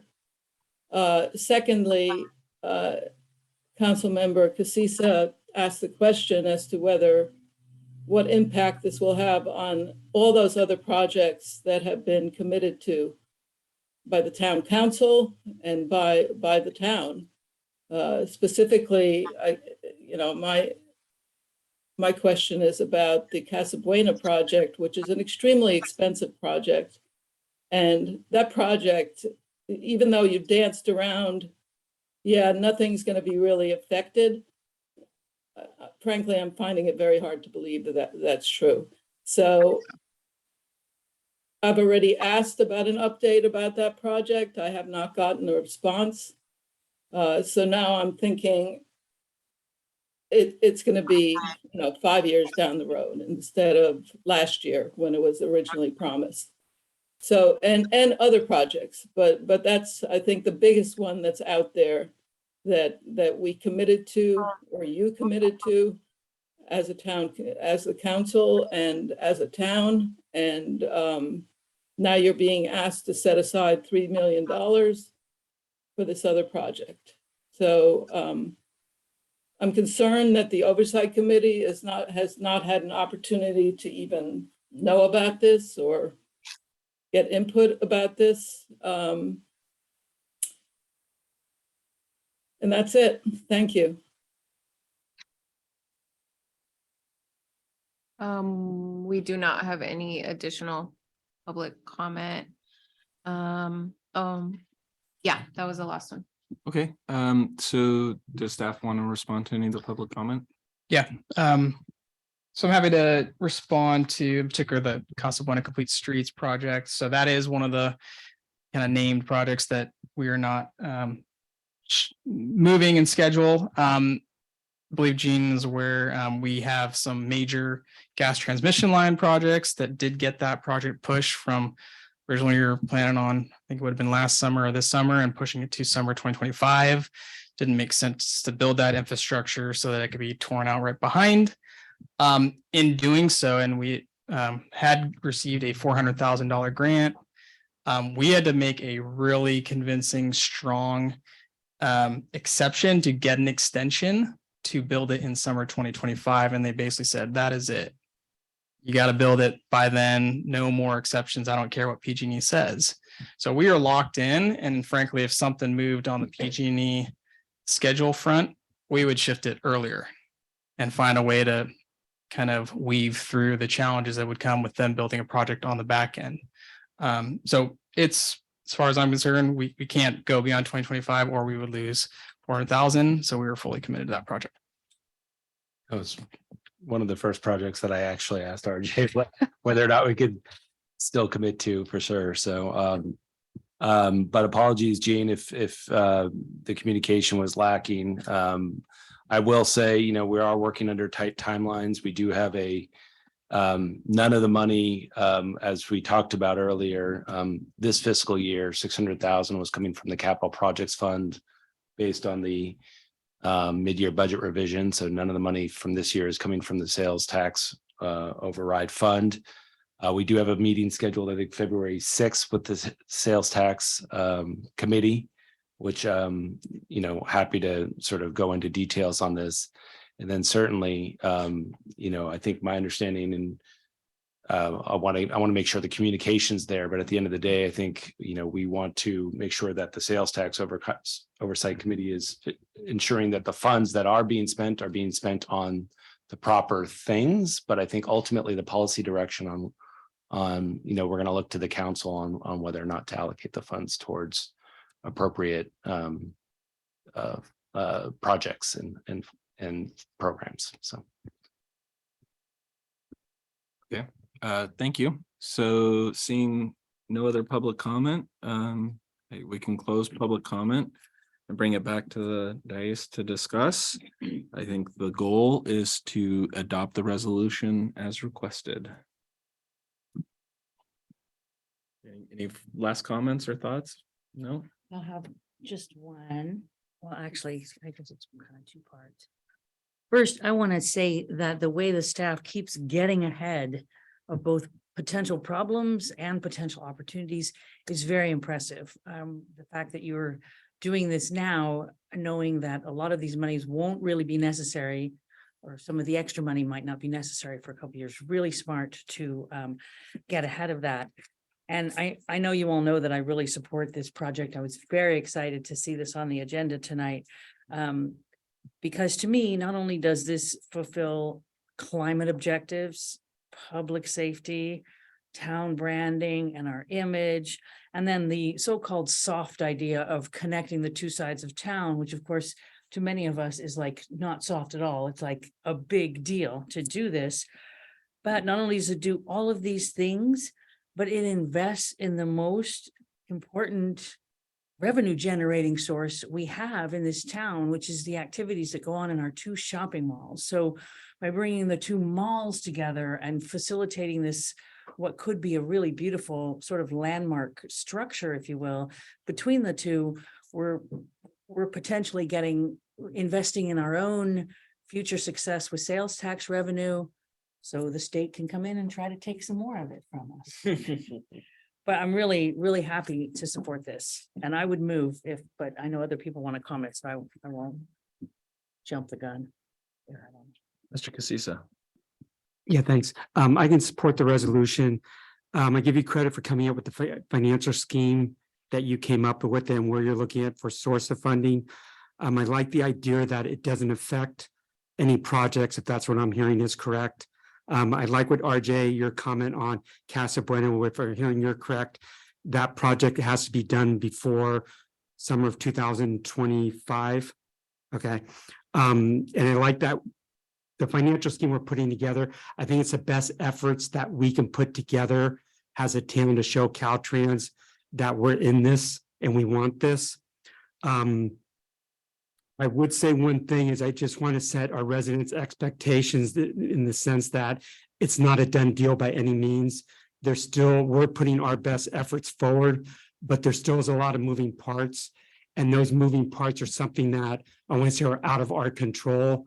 They're within the state that I know Eli's done a lot of work with Senator McGuire, but even with his help, sometimes it's just something that's out of our control. So I just want to make sure that the residents understand that this is not a done deal. Hopefully we hear sooner rather than later.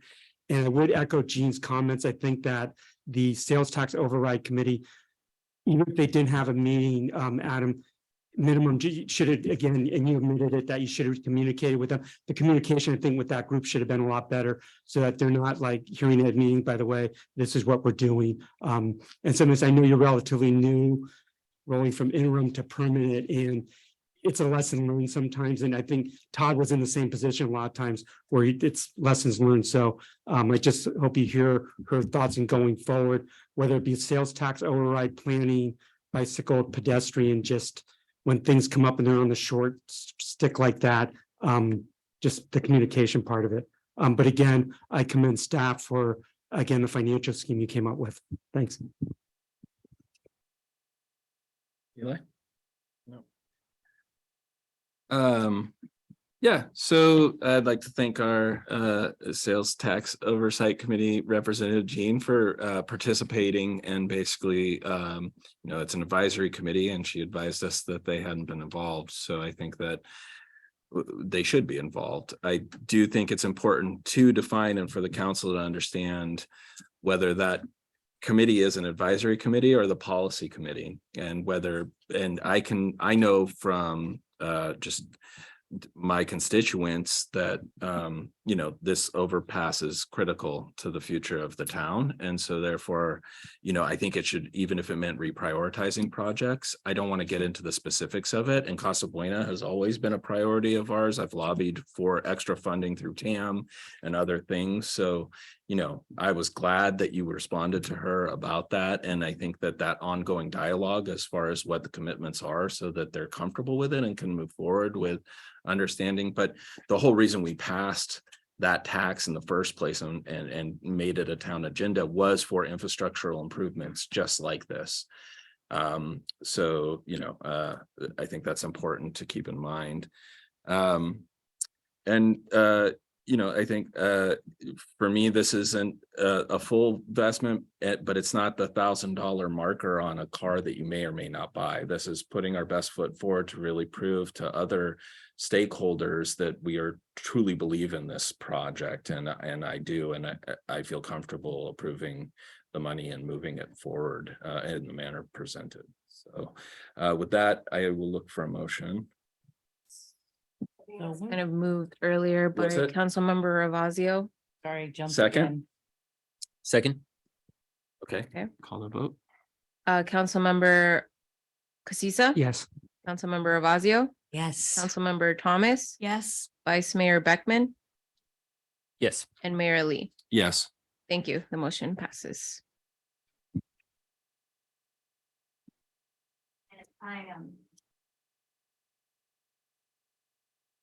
I have an answer to the mayor's earlier question. The state authorizes cities and counties to declare local emergencies, but does not empower special districts to do so. All right, so that resolves our item 6. So we'll move to item number 7, which is the council reports. Let's kick it off with Adam.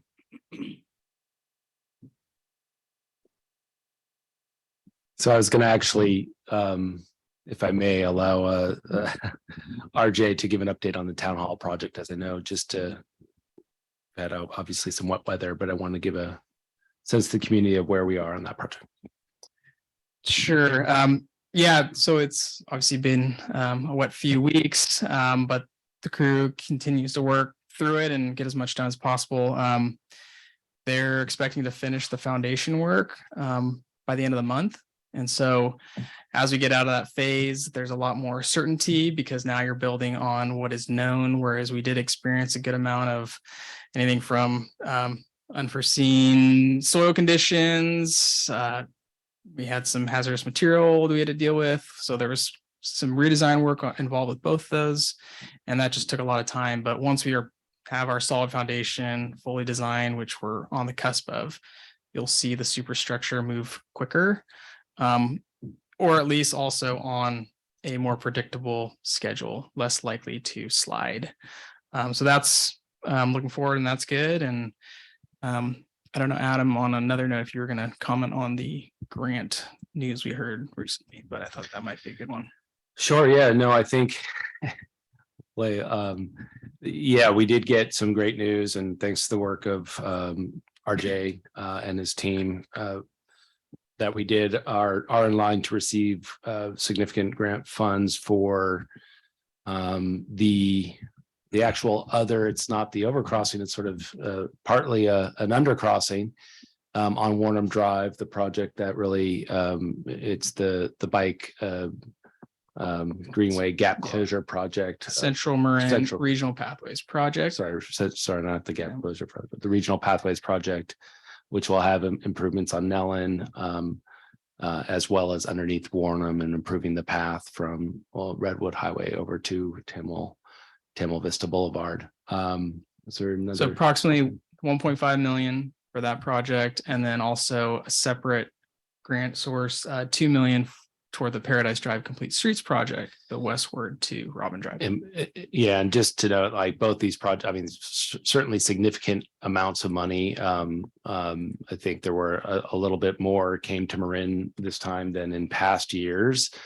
And I will say only it was basically a lot of all the other projects that were funded were either large transit oriented projects in San Rafael. Around the transit center. I think Novato got one project, and really Corte Madera was the other recipient of significant funds for those grants. So that's really good news on advancing those projects as well. And with that, I don't have anything else to report. Okay, so now, if there's any council reports to give, starting with Rosa. Nothing to report. Nothing to report except looking forward to getting my official training in Sacramento for the rest of the week. We'll be so much better next time. Look out, guys. Don't get a word in edgewise. Good. Thanks. Thanks. I attended my first Marin Transit District Board meeting, just for education. That board runs all the local buses within Marin. It also includes the school buses from the east side over to Hall Middle School, and they also run the shuttle out to Muir Woods. There's going to be some scheduling changes. They're looking at doing those probably in sometime in May or June. I attended the CMSA board meeting also. They approved a couple of projects. They are going to a hybrid meeting starting in March. And then I also attended the Twin Cities Disaster Preparedness Committee meeting. And just as a side note, I also had the opportunity to have lunch with Mark Brown, who's head of MWPA last week. So he gave me insight into what they're doing, and they're doing a ton of work, just not just project wise. There's just a lot of stuff going on with that agency. I'm really impressed. Thanks. Thank you, Fred. Eli? Not much. I attended a CMSA finance meeting. Thank you, Fred, for covering the regular meeting. I had a conflict. That is all. And I have yet to start representing my new appointments, but very soon. So with that, that finishes the council reports. So that opens up a discussion of draft agenda for upcoming town council meetings. Is there any comment on the draft agenda? No. So with that, I think we can adjourn the meeting. And then we have a sanitary district number 2 meeting. Correct. So with that, I will open the sanitary district number 2 meeting. This is a subsidiary district of the town of Corte Madera. It's the regular meeting on Tuesday, January the 17th, 2023. So number 1, call to order. Board member Casissa. Here. Board member Avazio. Here. Board member Thomas. Here. Vice President Beckman. Here. And President Lee. Here. We've already saluted the flag during the regular meeting of the council, so I'll move to item number 2, which is open time for public comment. At the beginning of the regular SD2 board meeting, any member of the public may address the SD2 board concerning any items not on the board's agenda. Is there any public comment? We do not have any public comment.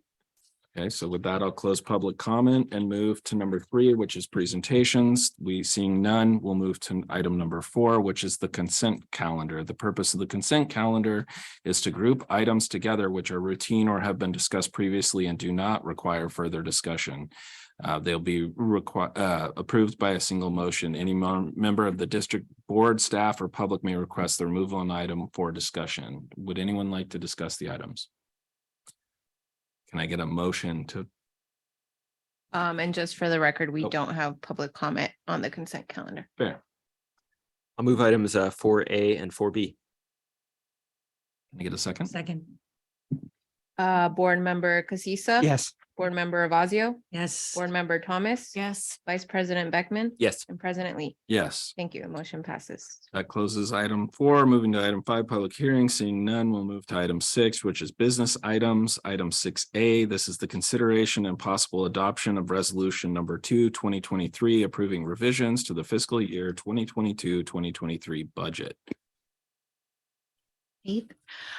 For the sanitary district mid-year budget revision, there's only 2 items. One is to increase the interest revenue by $50,000 because of increase in interest rates. And then the second is to increase contract services expenditures by $246,576.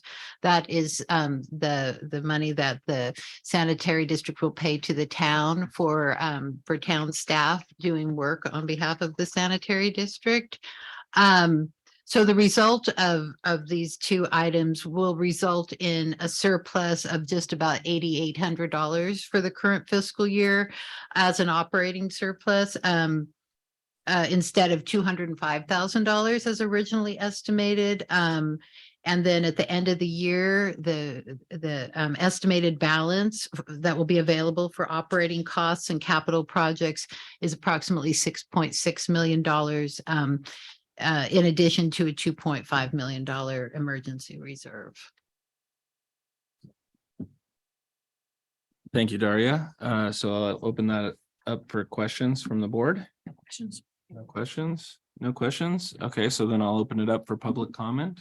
We do not have public comment on this item via email or any hands raised. Okay, so then I will close public comment and move it back to the dais. Is there any final discussion points, or can I have a motion to adopt resolution as requested? I'll make the motion to adopt the resolution as requested. Just one quick question. OpenGov that we had the presentation before, is the sanitary district's budget part of that? Not at this time. We're starting out with just the town. And then we do anticipate moving forward to have the sanitary district and possibly fire also on there if the fire chief would like that. Okay, thanks.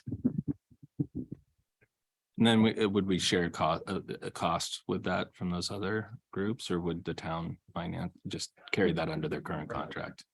Something to think. Yeah, about. I'm not sure. Okay. So we had the motion? Correct. we I'll did. second it if nobody has. Board member Casissa. Yes. Board member Ravazio. Yes. Board member Thomas. Yes. Vice President Beckman. Yes. President Lee. Yes. Thank you. The motion passes. All right. So with that, that closes 6, our business items. Moving to item number 7, the district manager and board reports. District manager RJ Suko, is there any reports? Just wanted to provide some insight on just kind of how things went with the storm with respect to the sanitary district. We have had some kind of tense moments, in particular with some equipment that we purchased several years ago that just has kind of consistently had issues. This is at our largest pump station, so Paradise Pump Station. And we purchased some variable frequency drives, which really allow the pumps, instead of to be like a light switch and kick on and off, they kind of rev up slowly like you would a car and operate at different RPMs, but they haven't consistently functioned, and we continue to work through that.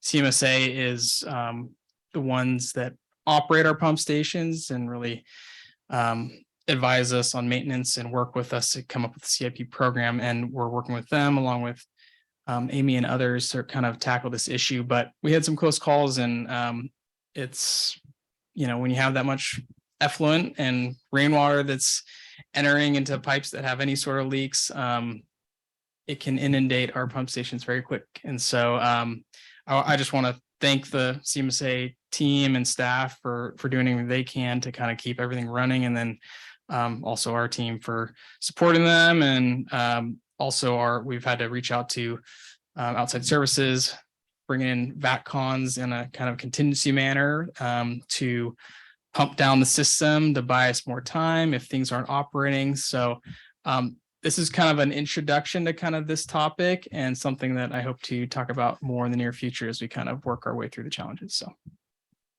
Great, thanks. I would just like to add, I recently read an article, I think today, in the Marin IJ, and it was one of the ones where I was glad none of our names or the town's name was mentioned in it. So it looks like Eli has a comment to that. Just wanted, so RJ, I trust, and it may be too early for this, but I trust that if there's like a warranty issue or something like that, since these, what was it, variable frequency drives or whatever, since they're like relatively new, you guys will just track whether there's like a warranty issue or something where there's recourse.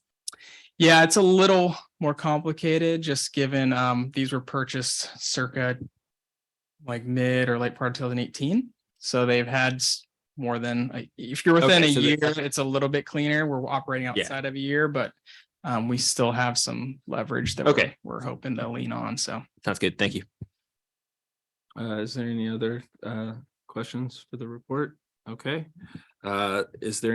Is that everything, RJ, that you'd like to discuss? Yes. Okay. Is there any board member reports? Nothing?